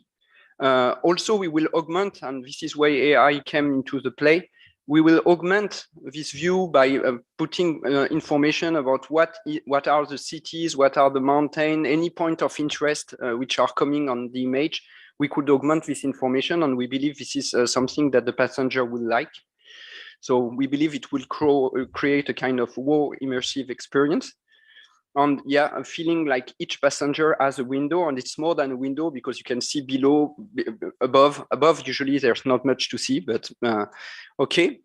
So that's the benefit for the passenger. For the pilot, we have real-time streaming from this 7 camera. And so we can, really for taxiing and for operation on ground, it can be used as a tool to gain more certainty about guiding the aircraft, doing some kind of obstacle detection. Also, it's mentioned looking at really whether there is ice or not on the wings and this kind of stuff. So this is for the pilot, and this is real-time streaming. For the airline, there are many advantages when we are at the gate. Because at the gate, we can follow everything which is happening during the turnaround time. So the idea is that you would be able to use AI to define some specific alerts. If either you have persons entering zones or type of vehicle entering specific zone, you can launch and trigger alerts. And based on that, you can, like you use dashcam for automotive today, you can register if there are any event happening on your aircraft. You can also continuously monitor. So when you come to the aircraft in the morning, you know where there has been movement around the aircraft overnight and this kind of stuff. So you can do ground operation monitoring for surveillance purpose, but also for optimization of the turnaround time, because you have a much more precise information about what happened, how long it lasted, when the refueling was there, and so on and so on. And you have that everywhere because it's part of the aircraft capability. And yeah, we believe we would be very happy to explore with airlines because we believe we can do much more in terms of potentially providing new services with such data. And this is something on which you can come at the booth. I have some demonstration, and we are happy to go in more detail on this topic, also to engage in discussion with airlines with specific NDA if you have an interest. So that's kind of short term. It's something which will be an upgrade. Now I'm going to switch to things which are more for the new programs. So this will be for new aircraft. And by the way, maybe some of this stuff will never become a reality. These are R&D activities. And we are experimenting what we can get with the technology. So the first stuff that I want to come back to is something we did in 2020. So it's quite old now, in the sense of AI. So this was our ATOL demonstrator. ATOL stands for autonomous takeoff, autonomous taxiing takeoff and landing. And here you have two images. I have also the video on the booth. So the first stuff which we demonstrate is we were able to do to provide assistance to the pilot to do the takeoff. So if you are misaligned with the runway, and the idea was on the specific video to have a big misalignment with the center line of the runway, to showcase how we can use computer vision to realign the aircraft and to automatically do the takeoff. And this was done on an A350 aircraft, flight test aircraft. And also we used computer vision-based landing to do vision-based landing. And I've put a tweet there because we were in some sense happy that Yann Lequin, who is one of the big guy in AI, was retweeting the fact that we were using AI to land an aircraft. It's a bit more complex than that. He made it too much, too simple, because indeed there is a deep neural network which is used to detect the runway, and it's one element which is used indeed to land the aircraft, but not the only one. And yeah, linked to what I've said yesterday about the trustworthy analysis, there are a lot of trustworthy methods to ensure that this deep neural network is doing actually what we want the network to do. But indeed, we demonstrated we could land an A350. Once again, a flight test, one of our flight test aircraft, using only this camera information for the runway information extracted from the camera. So since then, we've been working also on, we demonstrated it worked in Toulouse with good weather. Then the challenge is whether it could work on all airports. So on here we are with the topic of scaling machine learning capabilities, and to cope with the diversity. The diversity could come by, all airports are different. Also, you have for sure, very different weather condition. You have night condition and so on. So we are expanding, we are experimenting what we can do. How far we can go using computer vision. Does it work overnight? Does it work with degraded visibility? So that we are really capable to understand what is the operational design domain where we can rely on this technology. We also use a lot of synthetic data to really combine real data and synthetic data. And we use also small aircraft. So not only our flight test aircraft, but we have also a small aircraft, which we have in the US, to really perform extensive flight on many airports in the US to progress on this topic, together with our innovation center in California. On the last one that I want to speak about in terms of demonstrator is Dragonfly. Dragonfly is finishing today. So the Dragonfly team is not there, otherwise they would be, it's not here, otherwise they would be with us, but they are finishing today on presenting their final result. So Dragonfly is a demonstrator where we are showing, somehow similar to the safe term presentation, which was made before, but for a commercial aircraft. So we don't aim at finding crashing site, to be clear. We find landing site only. So, but the idea is, the concept is, we need to find, so we start with the principle that the crew is incapacitated. So we need to find first a contingency trajectory to a diversion airport. Of course, to do so, we need to understand what all the ATIS report, all the meta information. We need to understand all to make all the calculation about the reachable airport. By the way, we don't do that at the time the event occurs, because we can do that continuously while the aircraft is flying. And when there is a problem, we have already the plan. So what we do is we compute this contingency trajectory. We are able to still discuss with ATC, because we need to communicate what is this contingency trajectory to the ATC.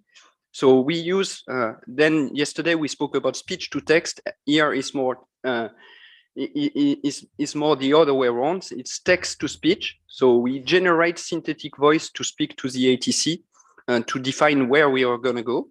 And then we execute the contingency trajectory, and we land the aircraft using the vision-based capability, which I spoke about before. Also, there are some elements linked to the taxing, which were presented by Albert also, because we also use some speech to text there in terms of really assisting also what happens on while taxing to minimize the workload for the crew.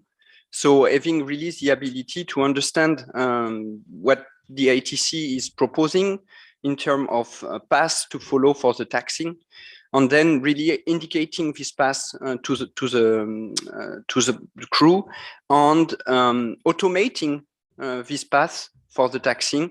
Also having many things which you are very familiar with in your car, like cruise control and this kind of stuff. I mean, these are stuff which we develop inside this project. Last but not least, I mean, we have this aspect of massive data capitalization, because, I mean, we spoke about it when we discussed regulation yesterday.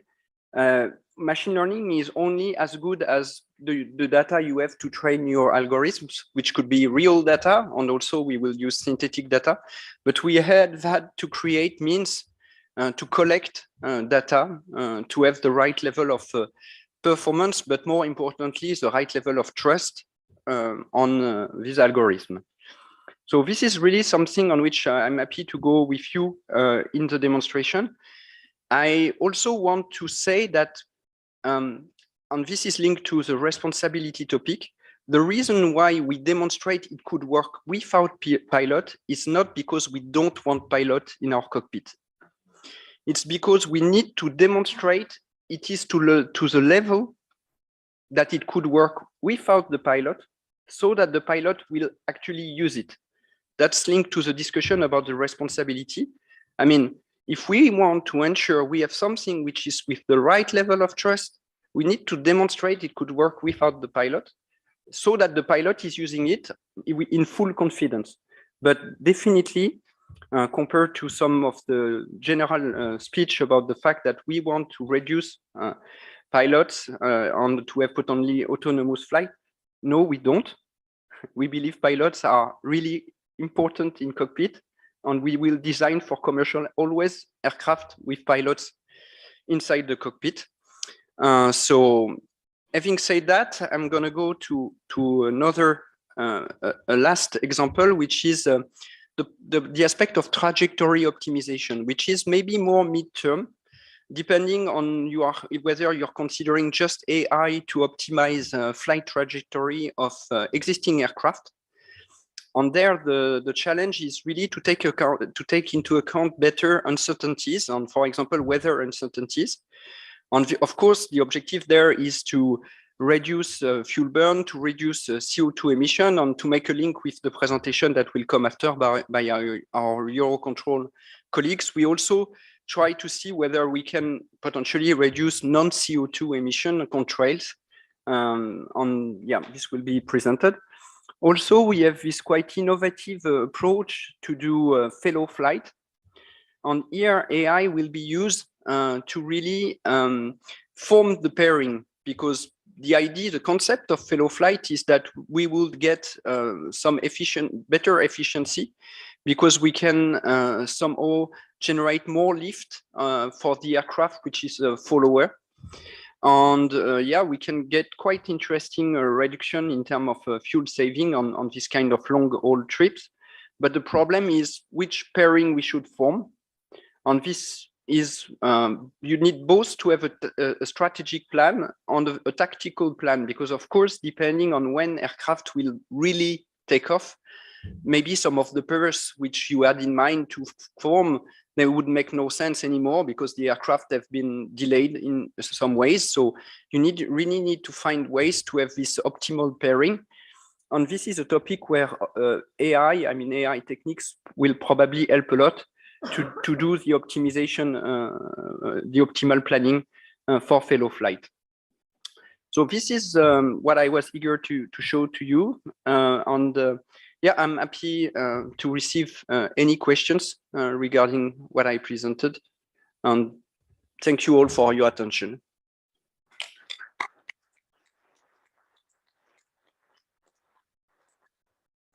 Thank you, Gomarik. And as said yesterday, I mean, Airbus has been in many ways very early already involved in the whole AI business, etc. And we keep on learning from each other, I think, in the way to how to move it all safely forward. I open the floor for any questions you may have. Nothing? I don't believe you. Yes. Ah, yes. So, Leon Zöflo, Airbus Defence and Space. You mentioned anti-collision. Are you also looking into avoiding or detecting bird strike? It has been, I mean, currently it's anti-collision mostly in taxiing, which we demonstrate. But indeed, I mean, we would like to see if the current implementation with the camera we have for all what we want to develop there could also be used for this aspect of bird strike, and also to characterize. I mean, bird strike aircraft are designed for bird strike.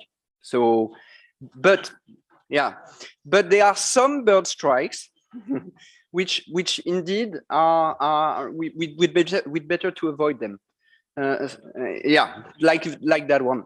So yeah, indeed, the question is how much we can it's a topic of investigation to see whether we can reuse or simulate, because we would need a lot of, the question is the data.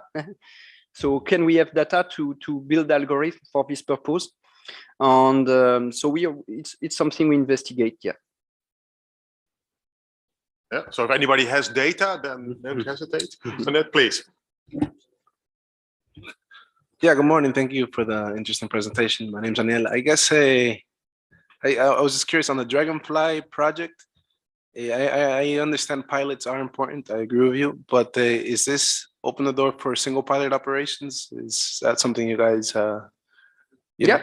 I mean, my answer to that is, I mean, currently we want to provide assistance to the crew on the fact that there would be one pilot or two pilots. I mean, is really it has been a topic of discussion.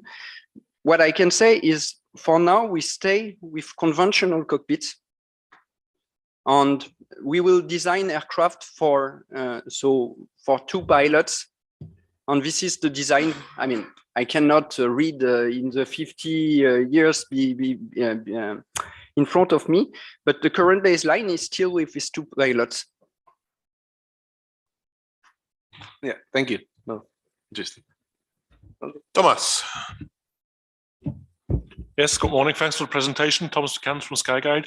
I'm intrigued with your autonomous taxiing procedures. You mentioned that you're using solely cameras. Is there any added value for taxiing aircraft in bad weather situations with fog, etc.? Will that help? Or sorry, didn't catch your automated taxiing function. Does it work in bad weather, in fog, etc.? Yeah, I mean, this aspect. I mean, this is what we are. So yeah, for sure, we would like to define precisely the operational design domain for all what we do, especially linked to degradation of the weather, but not only to the weather, because we have also degradation of the sensor itself. I mean, the camera. So mosquitoes, whatever. I mean, if you have kind of dirt, you can have also some dirt on the camera. So we need really to understand when it works and when we can rely on it. And this is what we try to do. Yeah. So yeah, indeed, the interest of using this system would be even more. It's even more interesting when it's hard for the pilot. And so for this reason, yes, we are exploring degraded condition. In terms of degraded visibility. After, there is no miracle. If we use a camera and there is no visibility at all, AI is not magic. So it's not going to work if you see nothing. There is no magic phenomenon. But still, for the taxiing, yeah, I mean, this is something we look on. There are many, I mean, there is very low chance you don't see the center line when you're taxiing. So there is a lot you can do. After for obstacle detection, it's something we look the impact of fog, on which level of fog, once again. Just on that one, about 20 years ago, we talked about GPS trajectories on aprons, etc. Are you going to reopen that debate and make GNSS signals available for taxiing aircraft? So on that, yeah, it's something so I'm not the expert, but what I can say on that is, for sure, I'm speaking a lot about computer vision, on what computer vision is bringing on top of potential conventional navigation means, including ways to improve to improve the GNSS in different ways. So the idea is, for sure, also to ensure the right safety level we want to have. We will fuse information from what we get from the camera with what we have from the different other sensor, and we will also sometimes either fuse, either consider them as dissimilar. So this is one technology on top of the existing one. That's my message. Okay, yep, another question. Yeah, thank you. Anton Stefan, DLR. Are there plans to include other instrumentation for detecting, for example, turbulence, like LiDARs? Yeah, we do have, I mean, it's not part of this project, but yeah, indeed, I mean, you were mentioning, we do have a demonstrator where indeed we try to have a sensor looking at the turbulence on using LiDAR. I mentioned the fellow flight project. So, but there is no AI in that. But for the aspect of really finding really the right position to have the vortex, to benefit from the vortex from the leader aircraft, we have to use this kind of technology. But there is no AI involved in that. Our helicopters colleagues are doing both computer vision and LiDAR together, much more like automotive is doing. But for now, we are not combining the two technology on our commercial demonstrator, but at some point we may. Thank you. And since a couple of weeks driving a Tesla, where they actually removed the sensors, they are building it completely on computer vision. Yeah. I'm interested in your results. Because Tesla, I think, messed it up a bit, but okay. Any other questions from anybody? Yes, at the back. So Stéphane Marché from Honeywell in France. I have a question on the related to the safety criticality. So today we have cooperative surveillance like TCAS systems that have criticality of DALB, and so it's 10 to the -7 in terms of the error we can accept. With artificial intelligence, we at this stage with computer vision, it's quite difficult to reach this level. What is your strategy to demonstrate that you reach the safety objectives? What are the main solutions for that? Yes, so several answers to that. First, we will go from low criticality to higher criticality. I mean, this is any other way this industry is working. So we won't go on. That's why I've really precise with our technology demonstrator, because we know even if we have demonstrated in 2020 that we are able to do vision-based landing, we know it will take a while before we can achieve all the kind of demonstration that we want to do to ensure we have the right safety level. And by the way, I mean, that's why we work very hardly on the standard, on trustworthy AI method, so that we can have the right guarantees on really having the performance of these systems. After, to come back on your point of the 10-7, it's actually an interesting topic, which by the way, we discussed for sure with EASA. The question is how you make the link between the performance of your machine learning model and the safety requirement. Because in between, you have your system architecture, and there is a lot. For example, what we do at the moment on the vision-based landing is we compare to the ILS. And we to the ILS Cat 3, and ILS Cat 3 is already a system which enables to do autonomous landing. So we try to characterize how good we are compared to ILS Cat 3. So that's the way we really work on trying to assessing the performance. And we should not draw a direct relationship between the performance of the model on the safety requirement, but there should be one ultimately. But yeah, indeed, we will never have a model that will be with 10-7 performance. I mean, the kind of performance we get with a machine learning model is when we get 97, 98, 99, we are very, very happy. 99.9999 is not something which we'll achieve only with the machine learning model. So we have really to build an architecture and also to constrain the operational design domain, because on some part of the operational design domain, yes, maybe we will have the right level of performance. So the idea is really to find and to characterize which part of the operational design domain we can cover. Also to detect when we are outside of this path to have safe fail-safe solution. So this is all what we are building at the moment, understanding how it will also fit with the new regulation. And yeah, we have still worked on some years to work, I think. Okay, one more question, and then I think we need to move on to the next presentation, please. Oh, sorry, Ignacio.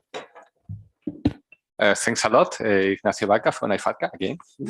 I have a question about the last project that you described, that if I have understood properly, you can use the stream of the first plane to increase the lift of a second one. Yeah. I am thinking now in the terms of separation. What's the distance between these two planes? What's the typical distance? I think it was on the slide, but because I will say something wrong from memory. So I'm sorry, I have to. I won't be able to tell you the number of nautical miles now. I would say silly things, but I take the point and I come back to you. Okay, thank you very much. And then the last May I still question? okay. Robin Weiss, DFS.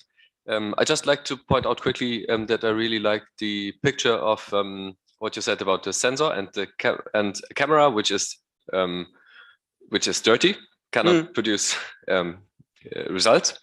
And now this is a picture which we can think of really easily, because we can imagine the camera and dirt on it. But we had other examples which are, I think, which could be close in the concept. For example, so we had the Cora project where we rely on MTCD data, which can be biased or dirty in a way. And we had another example, I think, with the mode Sierra data, which we said some small aircraft just don't deliver good data. So what I want to point out is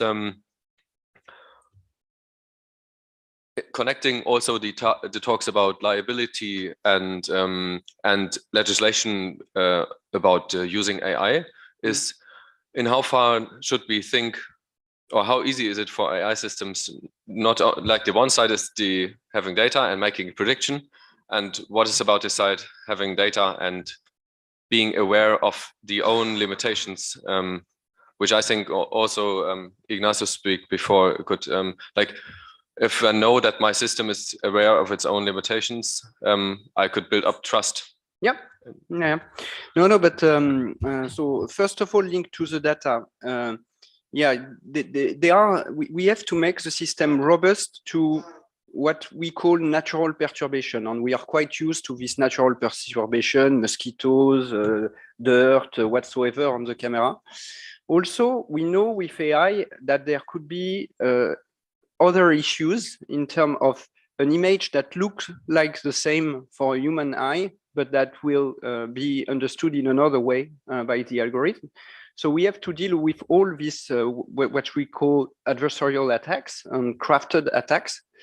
After, depending on if we are on commercial or defense, we take this probability of having adversarial attack to a different level. I mean, for military application, we know we will have to face them. For commercial, it's still a discussion. But coming back to your point, in terms of detecting, I mean, we need, that's actually the big challenge with machine learning. Machine learning is, the performance is very good, but to know when the system is not working is the challenging point. And this is why I come back to what I spoke yesterday about trustworthy AI methods. We need to really find ways to have this kind of level of confidence, which we can use on top of the prediction to know whether we trust or not the system, and to have, if we don't trust the system, or if we are outside of the operational design domain, we don't use it for sure. But even inside the operational design domain, if we have elements which we can use to understand that we should not trust the system, then we can switch back to fail-safe solution. And this is a topic on which we work with quite good progress. Also, I mean, EASA mentioned, we've launched, EASA launched a research project, machine learning approval, where robustness is one of the topic. So we really have applicable means of compliance ultimately to demonstrate this aspect. Okay, thank you very much. Thank you very much, Romeric, to share with all of us your vast knowledge and experience. It's clear that we're not there yet on a number of topics, etc. At the same time, making fantastic progress. So first of all, again, please join me in thanking Romeric for this.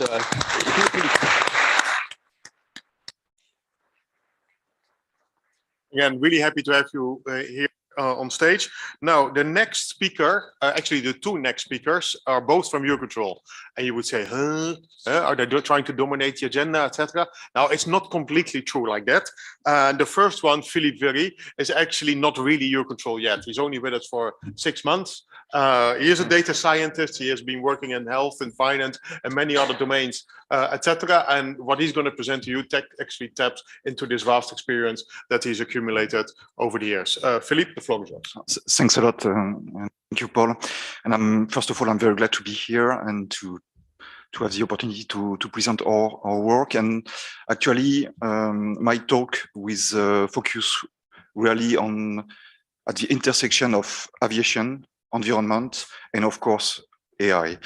Most of the projects I'm going to talk about this morning are actually starting or ongoing. So the idea is to share with you what we're going to do during the next months and year on these topics. So this one, okay. Before entering in the heart of the matter, let me just a few words to speak about the Eurocontrol's Aviation Sustainability Unit. This is a team dedicated to bring technical support at the European level. So we help on these technical matters, member states and industry on aviation sustainability.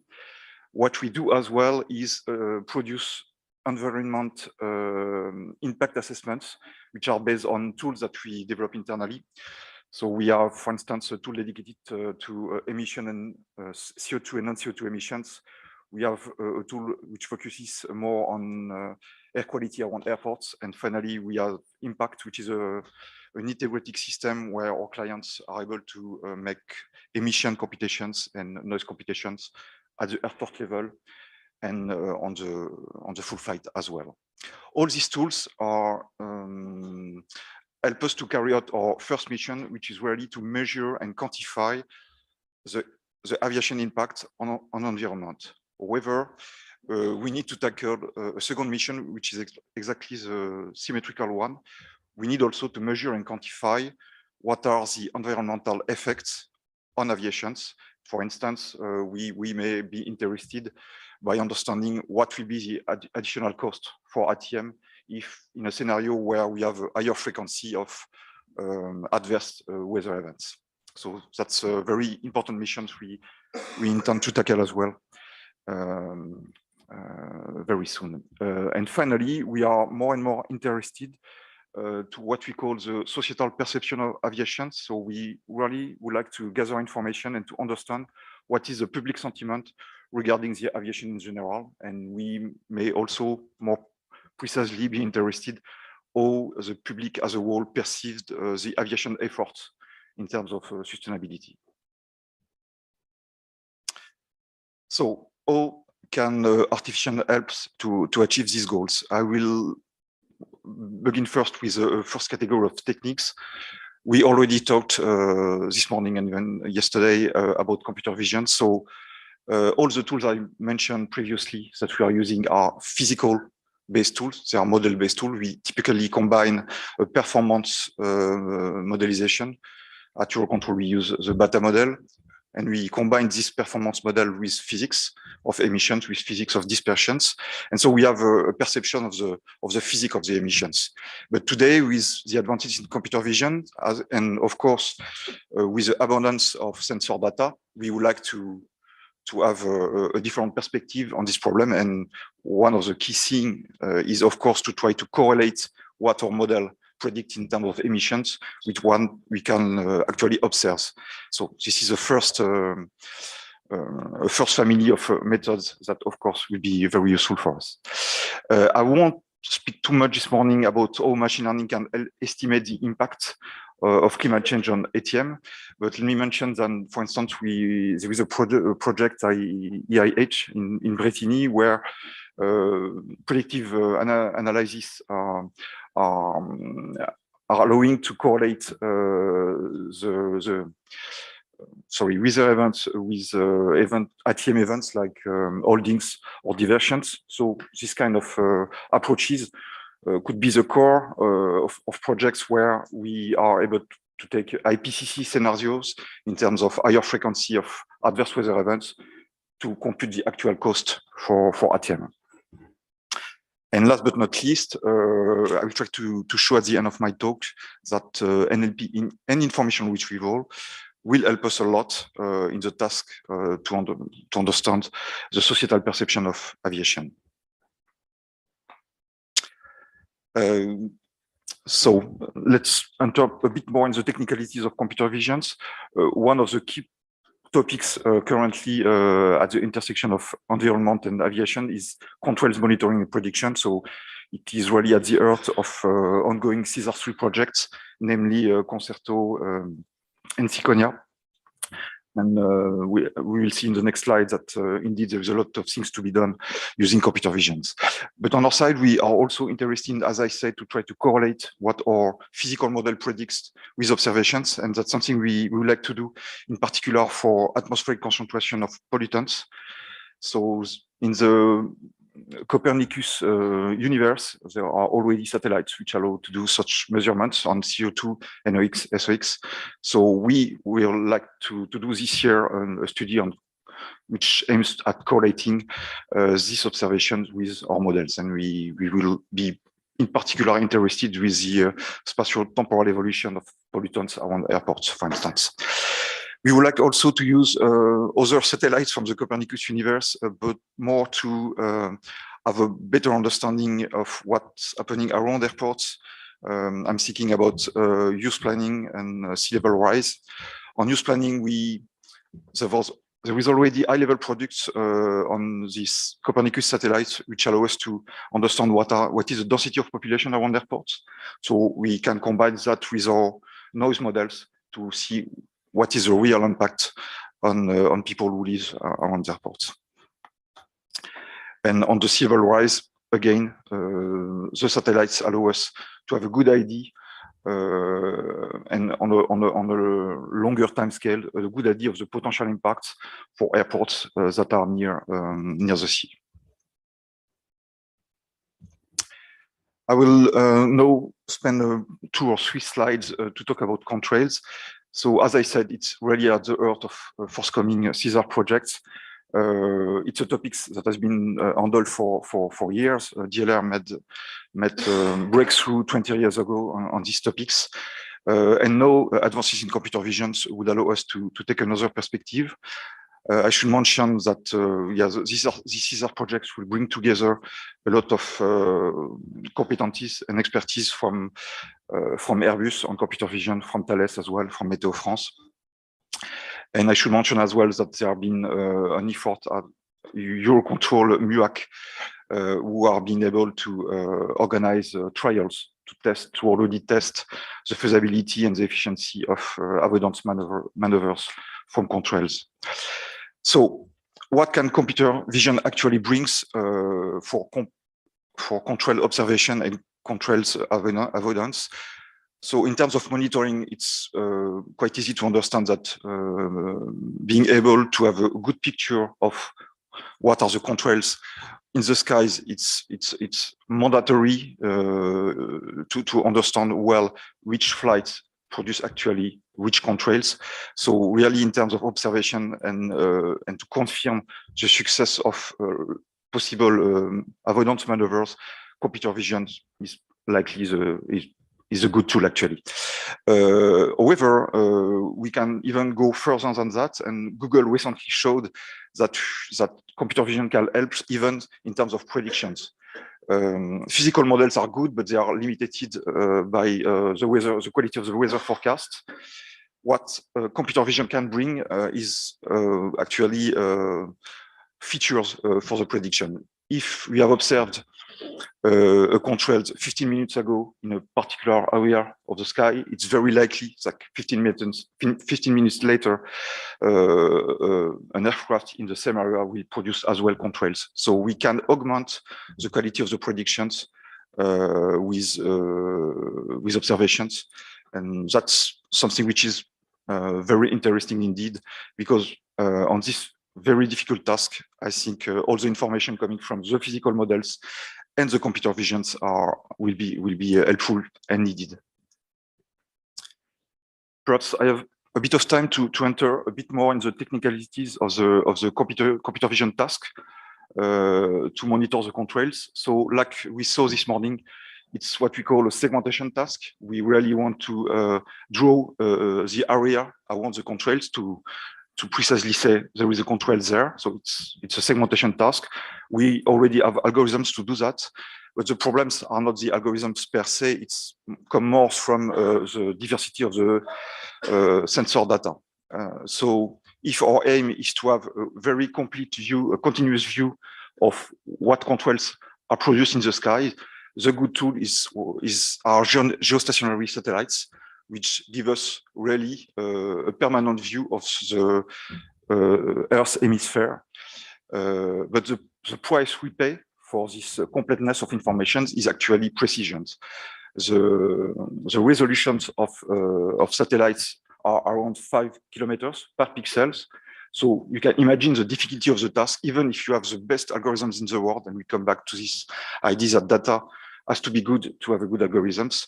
When you only have 5 kilometer resolutions, it's going to be pretty hard, even with the best algorithms in the world.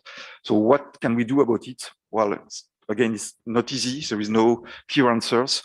We can try to use other sensor data, like ground cameras or even cameras on board planes. The Contrails will, of course, be far larger and bigger in the image, so the task will be far easier. However, you will lose the completeness of information. So there is no clear answer to this trade-off between completeness and precision. And I think the SESAR project will be there to help us to find solutions around this problem. Here I mentioned that possibly the continuous advances in computer vision can help us. Well, it's still to be demonstrated. One of the core characteristics of this segmentation problem here is that, as I said, the Contrails are very thin. They are very thin objects in the image. Perhaps we could get some inspiration from what is done in healthcare, where, for instance, on X-ray, when you try to detect tumors, there are this kind of very thin shapes, and they have dedicated algorithms to help enhance the prediction capabilities.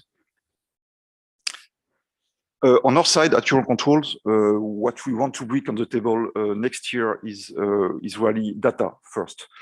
So again, I said the task is very, very difficult. So we need, the community needs humanly labeled data on Contrails.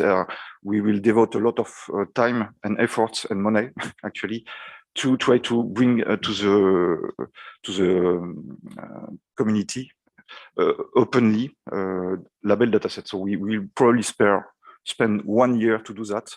The effort will be mainly done on satellites, but we have bought as well ground cameras, and we will provide to the public label data sets in order that all the stakeholders can try to train and make better models using this data. To speak more about our ground cameras that we bought in order to be a complement to the satellite observations. So we bought this very, very nice camera system. So in a way, it mimics what the satellites are able to do, because satellites are multispectral bands imagers. They basically take not only photos in the visible domain, but also in the infrared domain.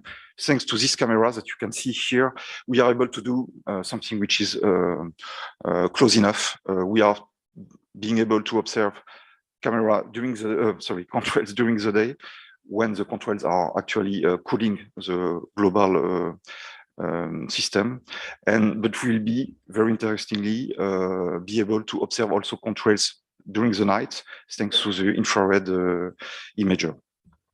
And the one we bought is actually quite good at pre-processing the infrared image, so we are very confident we'll be able to have good capabilities of control detection using this camera. And as you can see as well, this camera is very wide angle, so we will be likely to observe contrails in a range of around in a circle of around 20 kilometers of diameter. So it will be an interesting tool. From a scientific standpoint, what will be interesting with this system is to have another look at the contrails. Satellites are really good at observing persistent contrails that last a few hours, not years. These camera systems will be very interesting to understand the early stage of the contrails, when the contrails is starting to be a persistent one. So it will be quite complementary to the satellite observation. I will now speak about something completely different. It will still be about unstructured data, but I will come back to the topics of societal perception of aviation, which is something we have been asked to do. And the idea around this is to try to gather information in the public domain to have a good understanding of what the public in general thinks about aviation. So what we have tried to do is something which is called social listening. So it's something which has been done for a while. So basically, you take a corpus like social networks. In our case, we took Twitter. You try to collect information simply based on a few words like aviation, etc. And you try to make sense of this global text corpus by trying to find automatically all the topics in your text corpus. So usually, I have done this in the past. This work is quite tedious because it's very unsupervised. You don't know in advance what are the topics of interest, and therefore, what you do in general, you are doing clustering algorithms. Clustering algorithms will regroup texts which share the same semantic content, but then you have to read basically humanly, one by one, all the text in one cluster in order to make sense of the cluster itself. So you really have to have there is a lot of human effort in order to, in a way, retro-engineer what the machine has done to understand the content of one cluster.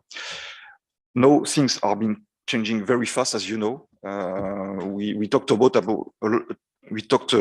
about ChatGPT. ChatGPT is of interest for a lot of people, just to chat, but it could be also of interest for a data scientist, which is doing real NLP work.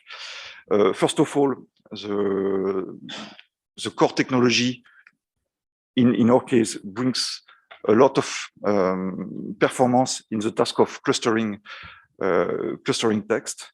And what is very striking is that ChatGPT can also help us in the tedious task to reread all the cluster and to make sense of the different topics. So basically, what ChatGPT allows us to do is to try to automate the task of finding the topics completely in an unsupervised way. So this is a preliminary result. So we took 1 month of Twitter's data and we let the machine actually do his work. So it's not completely automatic here, but it's not far from that actually. So the machine here is regrouping tweets, putting a name on all the cluster, interpret them, and at the end it provides this map of what people think about aviation in general. So what the machine told us is basically that there are different topics. One are simply flight information, so people sharing information about the flight departures, airport weather, etc. There is one which is really focused on flight experience, where people share their experience at airports during the flight. There is one in red, which is unfortunately related to the war in Ukraine. And here the machine brings together drones and war, because as there are drones used in Ukraine, it tend to actually put all this chunk of tweets at the same place. We were actually quite disappointed to see that environment topics are only have only a small share of voice in this global picture. That's the green one that you can find at the bottom. However, what we need to do now is to have a more broader view of things. Here we do our work only on December 2022, and what we would like to do now is have a dynamic view of the dynamics of the topics. So that's a work that we will do next year. Finally, NLP. So now we are going a bit far away from direct aviation topics, but still it can be of interest. When preparing the forum, we talked with Sylvie, and as a lot of people were speaking about ChatGPT, we were wondering whether we could share with you this morning one practical use case where ChatGPT is actually useful. And actually, there is several of them in the Eurocontrol agency, as the idea is to see when we have a corpus of data. It could be, in our case here, a user guide, but it could be also research papers or a lot of data that are important for a company. What you could do now with ChatGPT is to basically put all your data in one place and combine ChatGPT with a research engine and just ask questions. So it's quite useful, particularly when you are doing research, because when you have read 50 papers, it can save a lot of time simply interacting with your corpus in a very convenient way, because humanly you are not able by heart to know everything which is written down in these papers. So we don't need to do a small demonstration, but actually we have some technical problems, so we'll be left. We'll do it next time perhaps. And so what this web app does actually is that at the left you ask your questions, then the research engine is going to look at relevant parts of your corpus, provide them to us to ChatGPT. ChatGPT will produce an answer to your questions, and he will as well provide you with the particular piece of information in your document which was useful to answer your questions. So this is possible, and I must say to finish my talk that there will be a transverse effort within the agency to try to apply this kind of techniques and go beyond, because here again it's just a POC where we haven't done any fine-tuning, so it's just a very simple application. But clearly there will be again a transverse effort with different data scientist teams to use this kind of techniques to make sense of our large corpora within the agency. well, that's all on my side. Thank you.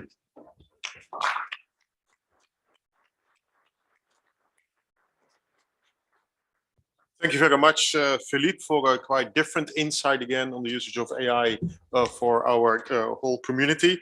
Now, whether we're going to build a fly AI GPT or not, we will keep you posted. And if anybody's interested to join in on the initiative, then please don't hesitate.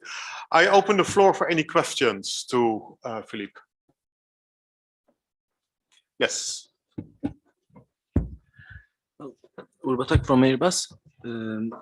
I have a question on this NLP for the societal acceptance or the impact.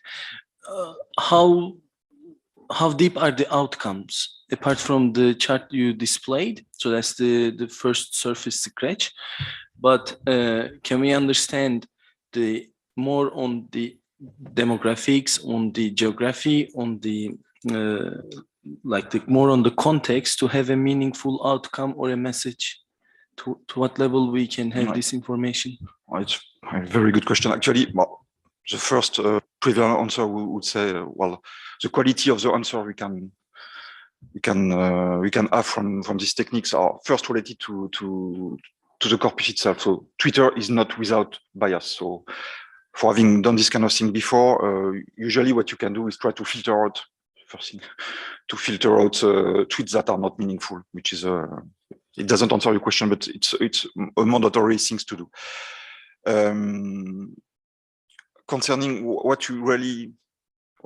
could be the key messages after a study like that,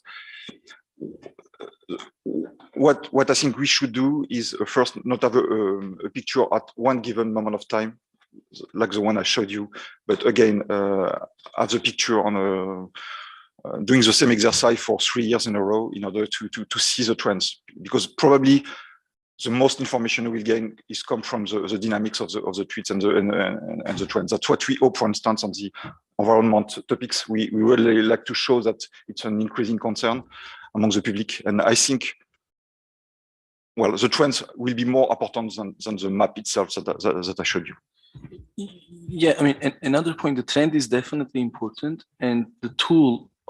What's your plan? Because what I see is for many of us, either business oriented or not, regulation oriented or not, because sometimes we get the public view, etc. When we aim for for this point. So I believe it will be a very useful tool, but I also would like to understand what's your intention in terms of making it public, or do you want to create a service? What in this sense, because it can be used for marketing purposes, it can be for business side, it can be used for strategy purposes, it can be used for regulatory authorities to take this public view, such and such.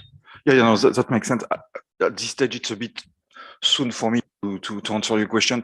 The initial intention, what to see what is feasible or not, and we wanted to keep it internally in a way and try to first have some information of what we can do with these techniques. Then, of course, there will be what you said. There will probably a lot of stakeholders will need to sit together and try to interpret, because at the end, that's what is always important in machine learning and data science.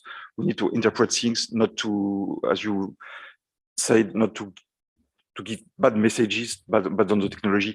But here, initially, it's still the start of the project. So we'll, of course, not publish it like this. We need to analyze it and to share it with you, probably, to see if the message that we can take from this kind of technology makes sense. Yeah, and let me please join in on that as well. I mean, I think this is very much innovation. What Philippe is showing you, when we start to get comfortable ourselves, of course, we will start rolling it out, including all the stakeholders through the different fora that we have. If already at this moment in time, anybody is really interested, then don't hesitate to contact Philippe, and we'll see already what we can start doing now together. Yeah, but it's early days still. Frank. Yeah, thank you. Frank Zetsche, DFS. I would like to come back to the contrail detection subject. So I understand that you have one or many ground cameras to augment somehow the satellite-based detection and improve the probability and the correct detection. So do you have, just concerning the ground cameras, you have one camera now to have a proof of concept, or you plan to have an array somewhere geographically distributed somewhere, or is it in the early stages to try to improve this? Currently, it's early stage, so we are going to use it. Well, one of the main studies we intend to do is basically perhaps try to estimate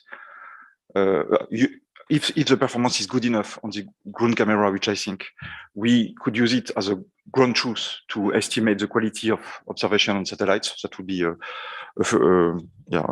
interesting study to make first.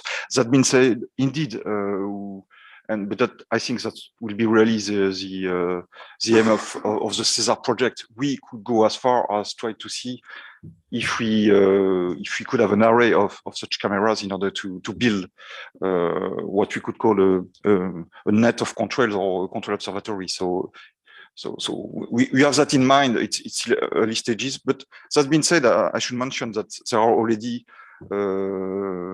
many of cameras like this, which are distributed around the world. So we could that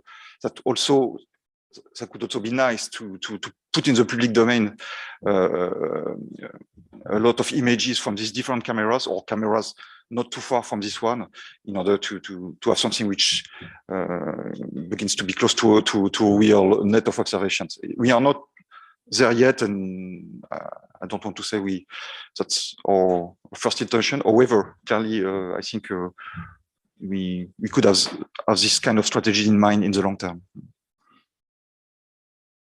Yeah, just to respond, yeah, thank you very much. I think it's very important to have this kind of, maybe it's a good idea, like ADSB data collection, to have some array of publicly available sources at the end. And I think there's quite some research to be done on the climate sensitivity of those contrails, and I think we should make some progress there as well, and that will help, I guess. Thank you. Thank you. Yeah, thank you, Frank, for a good suggestion. One more question before we go to the last presentation of the day. Yes, please. It's a very easy question back to the bird control. It's possible to use, or have you thinking about to use the cameras also for bird control and to give the information to the airport? Until now, I saw not much operation to the interface with the airport, but maybe we will be a case to use the cameras to observations from bird at the airport. Or it's not a case right now? So first of all, yeah, our camera will, just to be clear, our camera will be on the roof of the center at Bretigny. So unfortunately, it's not close to an airport. But yeah, currently we will mainly focus on the observation of contrails just at the center level. Yeah. Yeah, I think again here the same. It's still very early days. Yeah, we've got one camera on the rooftop in our innovation hub in Brittany, south of Paris. What I've understood is that the range of these things is not tremendous, so you would need actually quite a number of them. So let's see if we can build up some European capacity to have a wider view.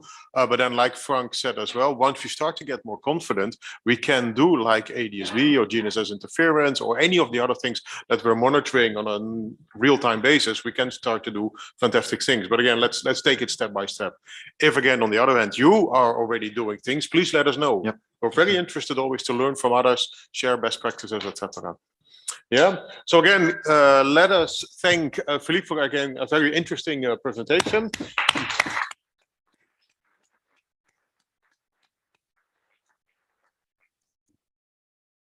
And we're going now to the last full presentation of the day. Now, I have to admit, I am Dutch, and so my brain is trained very much by I'm not sure, but by a Dutch language model. So that means pronouncing the first name of our next presenter, Rocio, is a bit of a challenge to me. Anyway, Rocio, the floor is yours. Looking forward to it. For the floor, thank you. My name is Rocio. He said it perfectly. I'm a data science in the airports unit. The airports unit is part of network manager, and that's a good point because we are very close to operations. And I'm a data scientist that was hired originally 4 years ago to be the translator of the operations with the data scientist. So we can bring together the needs, the actual needs of the business with the developments. That's the point, okay? AI is not just for doing AI. AI is with a purpose. So having the operations on board is always a good idea. So let's say, yeah, okay. I'm going to talk to you about 3 different projects that we've been working on. They are in the right maturity level to share it with you today. They all are funded by SESAR. Passenger at the terminal are partially funded by SESAR and NM, but mainly by the Innovation Hub. And we've been showcasing these 3 projects in Eurocontrol booth. And you're lucky, we are doing shifts, and in the next 3.5 hours, we will be showing each of them. So if I'm afraid I won't have time to speak as deeply as I would like to. So if you have questions that can't be answered in this session, feel free to go to the stand and we will be happy to answer them. So first, airport regulation predictions. It is initially designed to predict the likelihood of regulations in the airports in the network. So we want to anticipate and timely set airport regulations if they are needed, and if they are not needed, to avoid them. So that's very useful for the people in the operations center, in the network manager, so they can be in contact with the airports, and if they are not aware of something that is going to happen, or if they can set some mitigation actions, they are timely applied. For the passenger demand, what we want try to do is to capture the passenger demand volatilities and adjust resources. We know what happened last summer in several airports. We are very much challenged because of the number of passengers.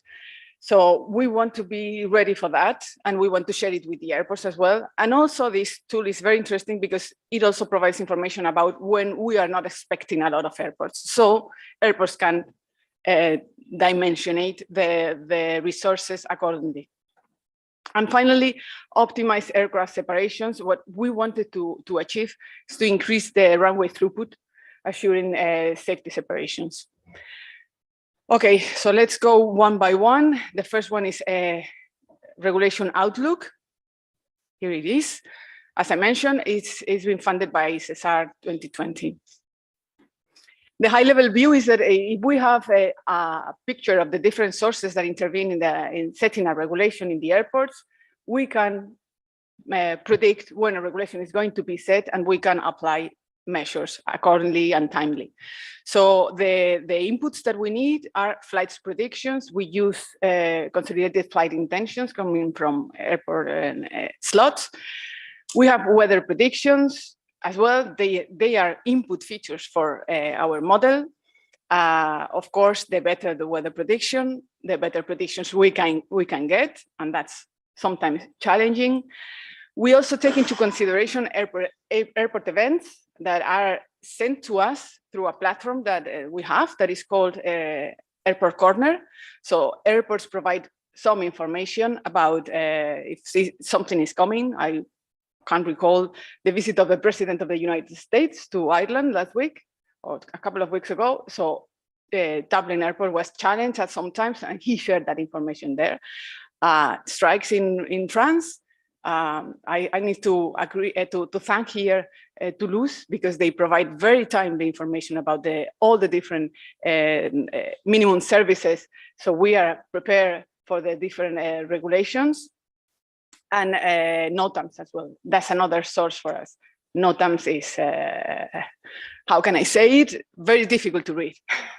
So there is not an homogenized way of providing information, and that's why we would like to have a better information about NOTAMs. Looking forward for e-NOTAMs and looking forward to do something on top of the free text in which everybody introduce the information as they like.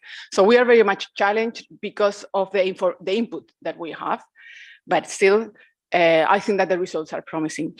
So what we use this tool for is for providing this information of the airports that are likely to have a regulation in the Network Manager Operations Center.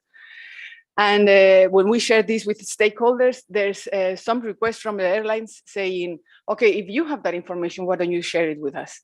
So that's a following step to share that likelihood with airports, with airlines, and with stakeholders interested. And currently, after 3 years of developments, we are having this Network Manager Operations Center proof of concept in trial mode in the ops room. So actually this is used, and we plan to make it more usable during this summer, but trying to avoid some of the challenges that we had last summer. And the share with the airports and the airlines is something to come. And this is it. This is a Power BI visualization tool. Well, of course, this is a slide. Luckily, we can show it outside the real product if we have a good connection.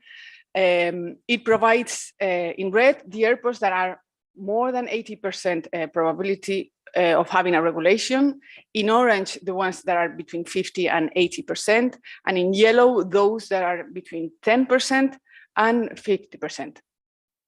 It brings a little bit more information. There are different models that build the prediction, but basically, this is a nice way of seeing it. And what is interesting is that we can provide for each of these balls in the airports, we can provide the explainability. That's something that was mentioned yesterday, that we need to, for the users to be aware of what is the reason behind. So this provides in another view, what is the time of the day in which the peak of the regulation is predicted. And then also it provides down at the right, the different features that are causing that prediction. So you see here that dark blue line, daily incoming flights, was a source of the prediction at 9 a.m. But the peak at the left, about 7 a.m., it was caused by daily aggregated flights. So at the left, you see the average daily feature importance. So it is very useful for the user to see that information, because they will say, okay, depending on the features, this regulation is caused by strikes, is caused by traffic, excess of traffic, is caused by an OTAM or something that has been published in the airport, and it can the person can contact the airport with this information. The summary of this project. The AI algorithm that we use, since it's a time series problem, which means that the prediction at the hour depends on the situation the hour before, is modeled using a deep convolutional neural network. Is the model that we found that was most accurate. We tried several, but convolutional neural networks are the most appropriate for time series. The accuracy that we got is that for the precision, 83%, we got 83% of precision. Looking at the red balls, only 17% of the red colored airports will not have a regulation. And for the recall, we focus on the yellow, on all the highlighted airports. So only 14% of the actual regulations are not highlighted in any color, meaning a recall of 86%. And finally, since we provide that explainability, we are more certain that there will be more acceptance between the users, because they know why there is this red ball in an airport. As I said before, this is in trial mode in the ops room. This the users that are currently using it know that it's artificial intelligence behind. They know that it's not perfect. They know that it might fail and it might not provide all the information they want, but they find it useful. And that's the purpose, that it can help them to gain some situational awareness. Okay, the following one is a passenger volume predictions. Like I mentioned, it has been mainly funded by Eurocontrol Innovation Hub in Bretigny. SESAR 2020 has participated as well, and Network Manager as well. What we are showing here is an hourly prediction of the number of passengers in a particular airport. And in the heat map, you see what are the hours. Just below, you see the arrival passengers. What are the hours in which the peak of passengers are expected in arrival. And in departure, that is above, I already drilled down. So you can have the same view as you have for arrival, but I drilled down on the 17th of March, and I went flight by flight, assessing what was the number of passengers in those flights. Of course, I hide the name of the flights. And at the left, you can see what are the different features that intervene. So we predict the load factor. We are using supervised learning. So we are based on those airports that have provided those historical load factors, because we can train the model better ad hoc for the airport if we have that data. So based on price ratio, that I will come later, how it is calculated, the prices, the ticketing prices, the day of the week, the airline, the frequencies of a particular city pair, and the time of the day, the model can predict this load factor, and then using the information from flights, from the number of seats in each aircraft, we calculate the demand. The price ratio, quickly, this is calculated looking at the from the past to today. What is the ticket price of a particular flight?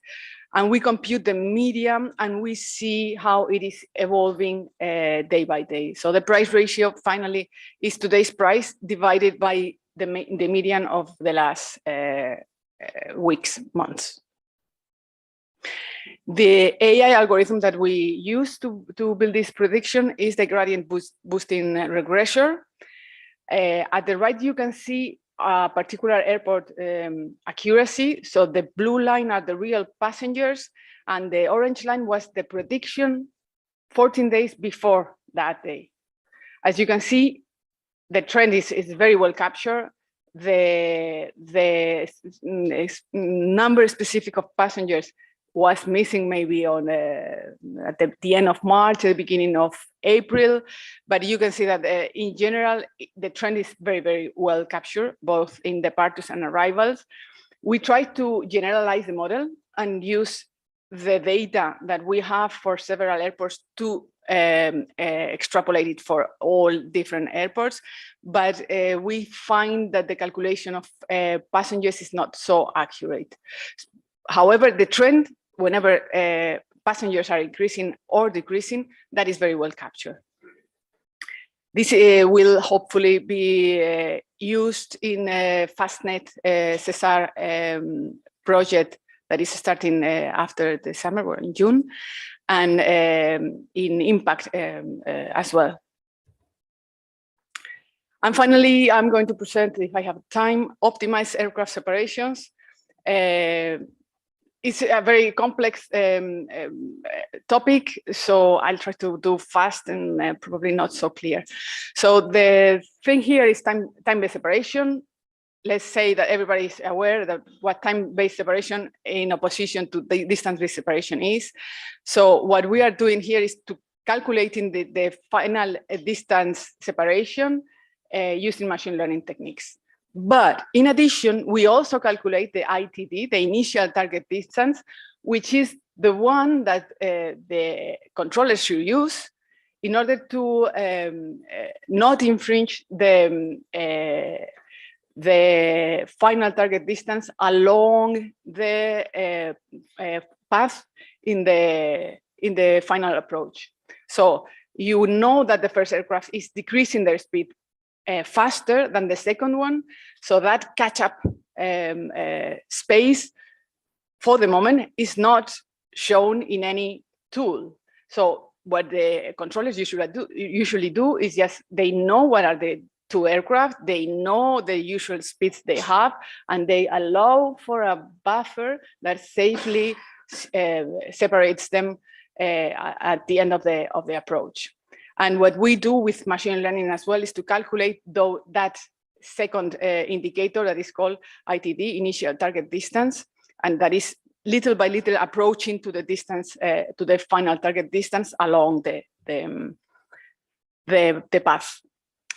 COAST is a service that we, Eurocontrol, provide based on SESAR EORD concept. So we in Eurocontrol train the models using the airport's data. So whenever an airport wants these models, they send the data, we pre-process them, we build the models, and we provide the models to the ATC system provider. And it is installed in the ATC system provider, and then it is ready to provide these two indicators to the controller. It's a challenge for safety, for sure. What we show here, again, quickly, is the architecture. We have a predictive strategy, so we use a predictive trajectory predictor that is only focused on the time to fly. That's what it is important for us. But for the uncertainty, we also build buffer models, machine learning buffer models that considers an extra distance based on the calculations of the predictor, or the trajectory predictor might not be exact. But we know that we might not have all the different aircraft types, airlines arriving at an airport, or even that when it is in use, there might be a new aircraft coming that we didn't see before. So we also have a conservative strategy for those aircraft pairs that are not covered. And these conservative strategy and these coverage functions are also built at the learning stage of the machine learning models. And the strategy selector decides on runtime which one of the two strategies they should use. So the predictive strategy will provide a very efficient and separation, but the conservative strategy will make it less efficient to maintain the levels of safety. And finally, validation and verification. We are very certain that this approach to make it run using a conservative strategy in the runtime is very adequate. We are working with EASA. COAST is one of the use cases in EASA concept paper. Actually, we have a meeting next week with them in order to develop a bit more what is needed to adapt to the last version of the concept paper. And we are also a use case in EuroCAE and SAE working group 114, group 34 for SAE. It is the only ATM use case in that standard, and we are 5 use cases general. So the TBS COAST, the AI algorithms it used for the trajectory model is an elastic net regressor. For the FTD buffer models, it is a gradient boosting regressor. And for the ITD buffer model, again, another gradient boosting. We increase the safety, actually, because we provide that indicator that the controllers are missing right now. That is the ITD. We reduce the separation buffer by 20% using machine learning algorithms, and we can increase up to 8% in capacity with respect to distance-based separations. We are not funded by SESAR anymore. In the next call, it will not be funded. So we are now looking at some stakeholders interested in having their models here. And also the last part of this service, that is the inclusion of the models into the ATC system provider, the implementation that needs to be assured under safety as well, that's something that we are lacking. So if any of you are interested, if you feel free to come to me, to us in the booth, and to deliver, to develop this a bit further in the next years. And with this, yeah. Thank you very much, Cothiel.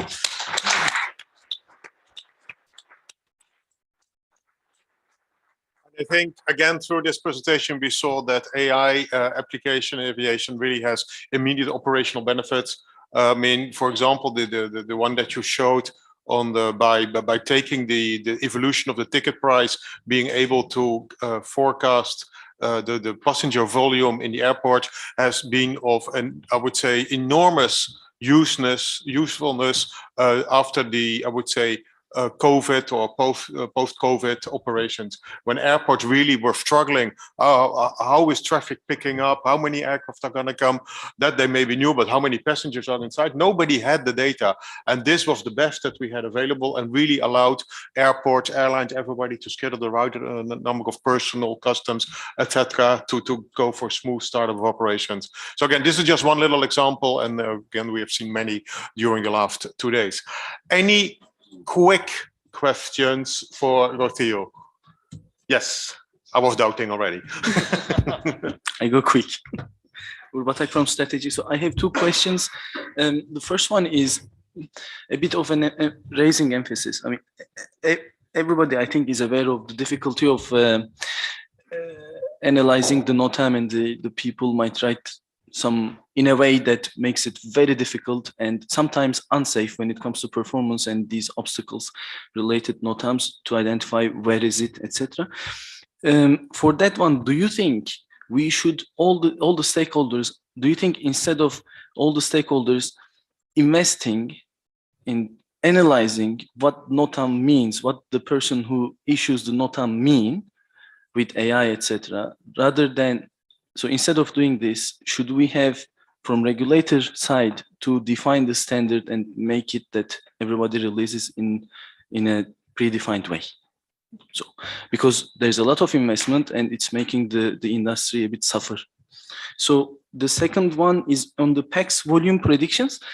It's a little bit sensitive topic, so I want to learn a bit more, like how do you make this price and the price ratios and the load factors, like in terms of airline sensitive data? So what is the reaction? How do you get the data? How public is it? Is just to understand a little bit on this one as well. Okay. For the first question, yes. For the second one, yeah, well, I will elaborate a little bit. For sure. I mean, I heard about e-NOTAMs. I don't know how far we are from that, but we can't rely on a person introducing data, especially if we are in this scope of AI. So to treat that information, men are better at certain things, and introducing information is not one of their strengths. So indeed, there should be something, a common approach. Hopefully, yeah, if it's via regulatory, even better. But I guess that is something in the longer term, for sure.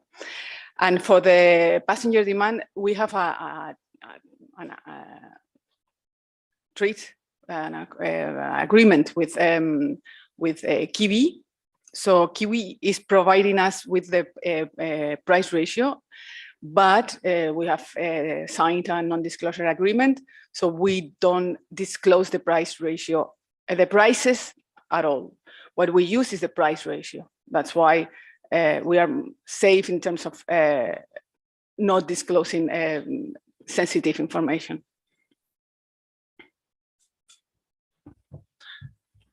Okay, I stop because I work for the airline, so sometimes my questions might be coming. Anyway, remember we are outside and we have half an hour for passenger demand. The leader of the project will be there as well, so he can provide better information if you wish. And again, let me also assure you that we are not providing to anybody any detailed airline or flight information. We only provide aggregated information. Yeah, which is the whole concept of what we do as network manager. We get lots of detailed confidential information on all sorts of things. We analyze, we aggregate, and that's what we publish. I have to add, sorry, because maybe it wasn't clear in my presentation. I was very quick. So each airport providing historical load factors have access to the service, but they only see their own data. Okay. And maybe also to react to the digital, to the NOTAM thing, note that in the EU geographical scope, together with Switzerland and Norway, there is a regulatory deadline for the implementation of what we call the digital NOTAM by 2025. Yeah. And together with the EAD and all the other stakeholders, we're working hard to make that a reality. It will not solve all the problems, but at the very least, the NOTAM that is published will be much better structured and will be system processable. Yeah, it doesn't do anything about the number of NOTAM, which is still crazy, and it doesn't do anything for the rest of the world. But again, step by step, I think also our colleagues from FAA since many years have been showing the way in moving forward on digital NOTAM. Yep. One last question. Paul? Yeah. I just want to add something on NOTAM because Benjamin is not here, but he has developed a special application for DNM Operational Center, where in fact they classify the NOTAMs, because only 1% of the NOTAM that our colleagues receive or require an action from them. So they put them at the top of the list, and then they review all the rest of the NOTAM when they have time. But I just wanted to mention that some of our colleagues have already developed an AI application for that. So it might be interesting to talk to Benjamin. Okay, anything else? No? Then again, let us thank you, Theo, for your excellent presentation. Thank you.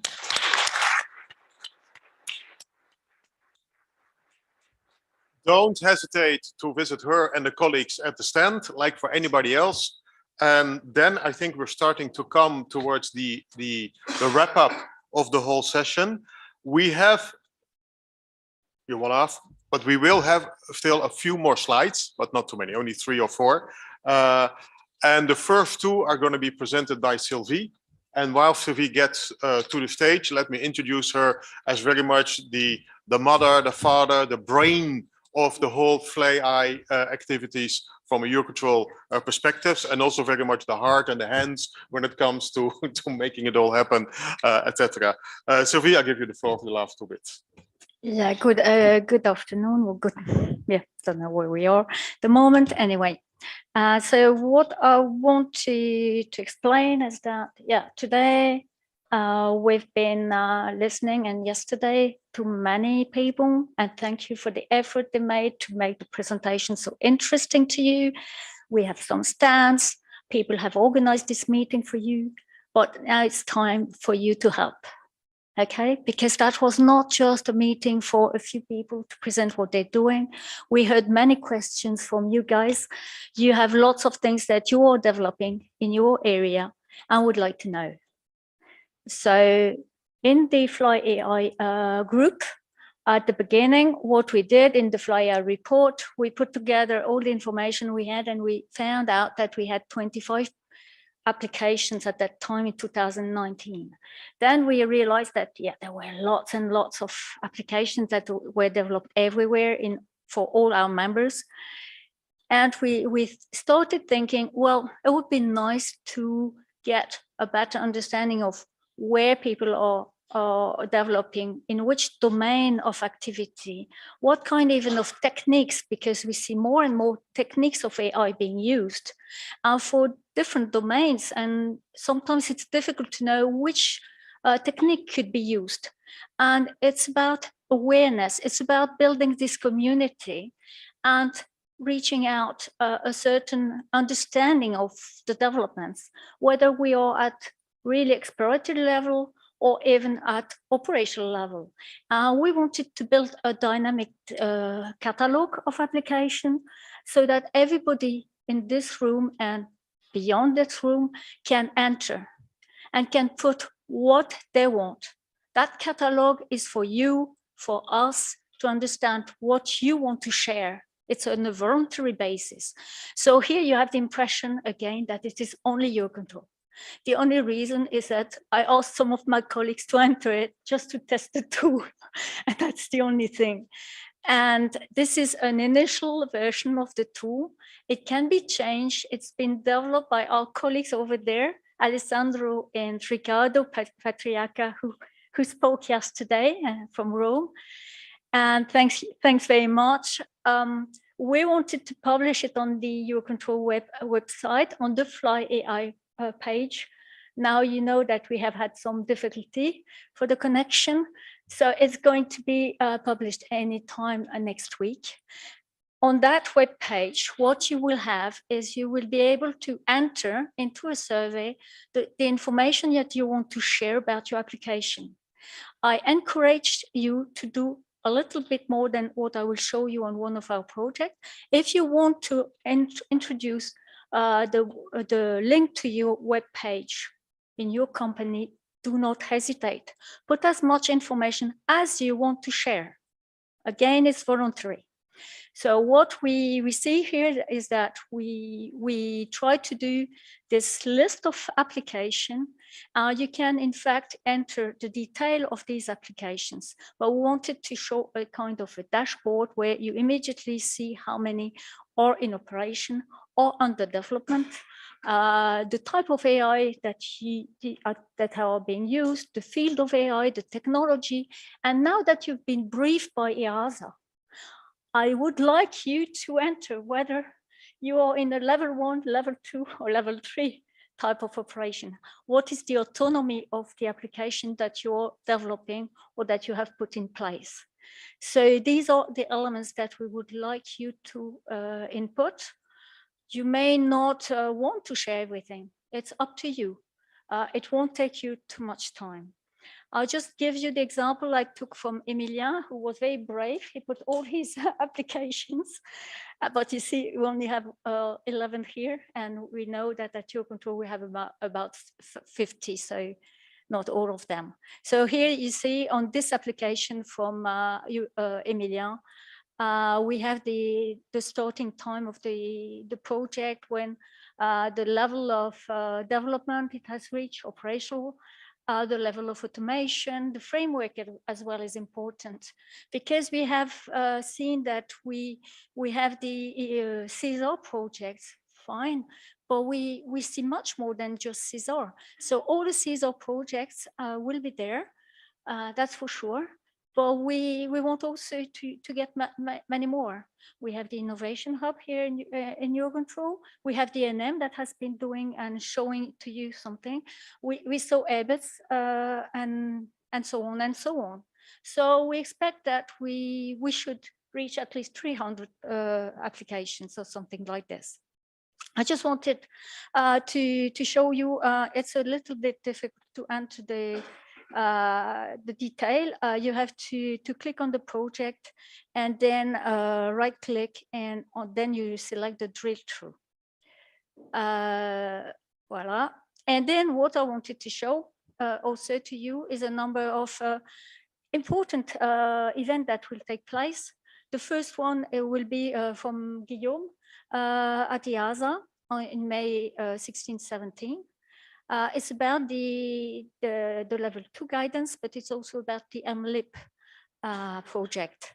So it's really about certification. Then we have the Airbus event in Toulouse in June, and then an ICOOP human factor workshop in Eurocontrol, and then SESAR Innovation annual conference, and in November, SESAR Innovation Days. If you have other important meetings that you want to tell us, please let us know. That's all what I wanted to say. So now, Paul? I think that all speaks for itself. Again, participation to the survey, or to this catalog is completely voluntary, but it is based on the same model of what we had here today, sharing best practices, lessons learned, build up the community, and let's see how we can help each other to move things forward. Don't put any sensitive or marketing or commercial information, etc. It is just to help each other and move things forward. Now we further go into the wrapping up of this session. For everybody who registered, who participated here today online, etc.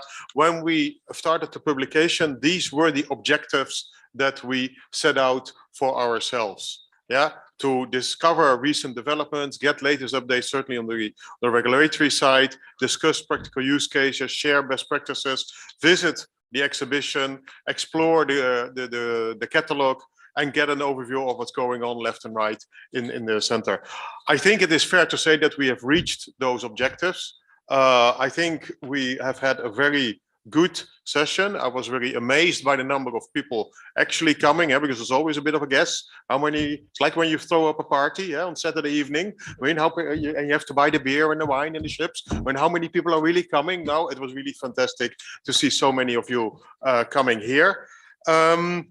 We do have one last question, and that is, could you please help us improving further the way that we do this type of events?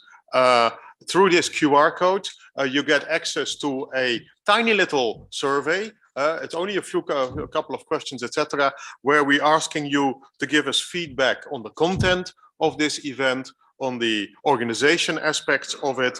Would you think it useful if we do any next event?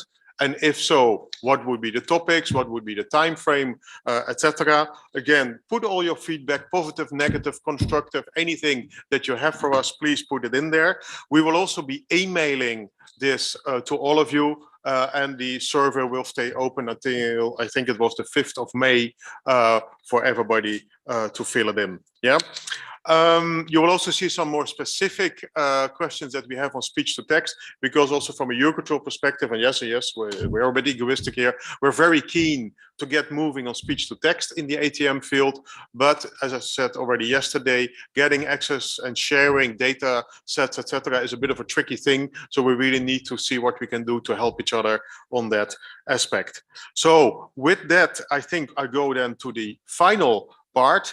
And before going to the lunch, I think it is time to start thanking one and another. I first of all would like to thank the speakers. I would like to thank the different moderators. I would like to thank you for participating. We were amazed by the number of questions. We know that sometimes it can be a bit overwhelming to sit in this room, and this room is also used for very formal discussions, and you see the translation booths, etc., with delegations. I mean, here we try to create a slightly more informal setting, and it seems to have worked, because we were really, I think we had from dozens of different people questions, and that I think was very good to see. I also really would like to thank the organizing team. Sylvie, you just saw her. Guido standing there modestly at the back. Daria, who I think was still outside and was helping you with badges and things, etc. Claire, sitting there at the back, helping with the presentations, etc. The people from facilities who are in the booth behind you there. People from catering, from the bus service, from security. There's actually quite a number of people that get involved in making all these things run smoothly. So again, we thank you all for coming along. We hope you found it interesting. Why we Eurocontrol involved is what you see as well there on the walls. We're here to support European aviation and anything we can do to move things forward. With all that said, we very soon will now start switching off the live feed, the streaming. So also thank you. I saw people up to Mozambique were joining in the streaming, etc. So again, thank you all very much. After this, we stop the plenary session. There is lunch, like yesterday, same setup. And please continue visiting the stands as you already have been doing. The people will be available. And at the latest 4 o'clock, we start dismantling them. Tony already mentioned to you, there's 2 buses. I forgot the exact timing of the 2 buses that we have. Was it 2:30, Guido, and 4 o'clock? Yeah, 2:30 and 4 o'clock are the buses that are going to bring you back. Again, thank you all very much for your attention, and hope to see many of you. Safe travels home. Yep.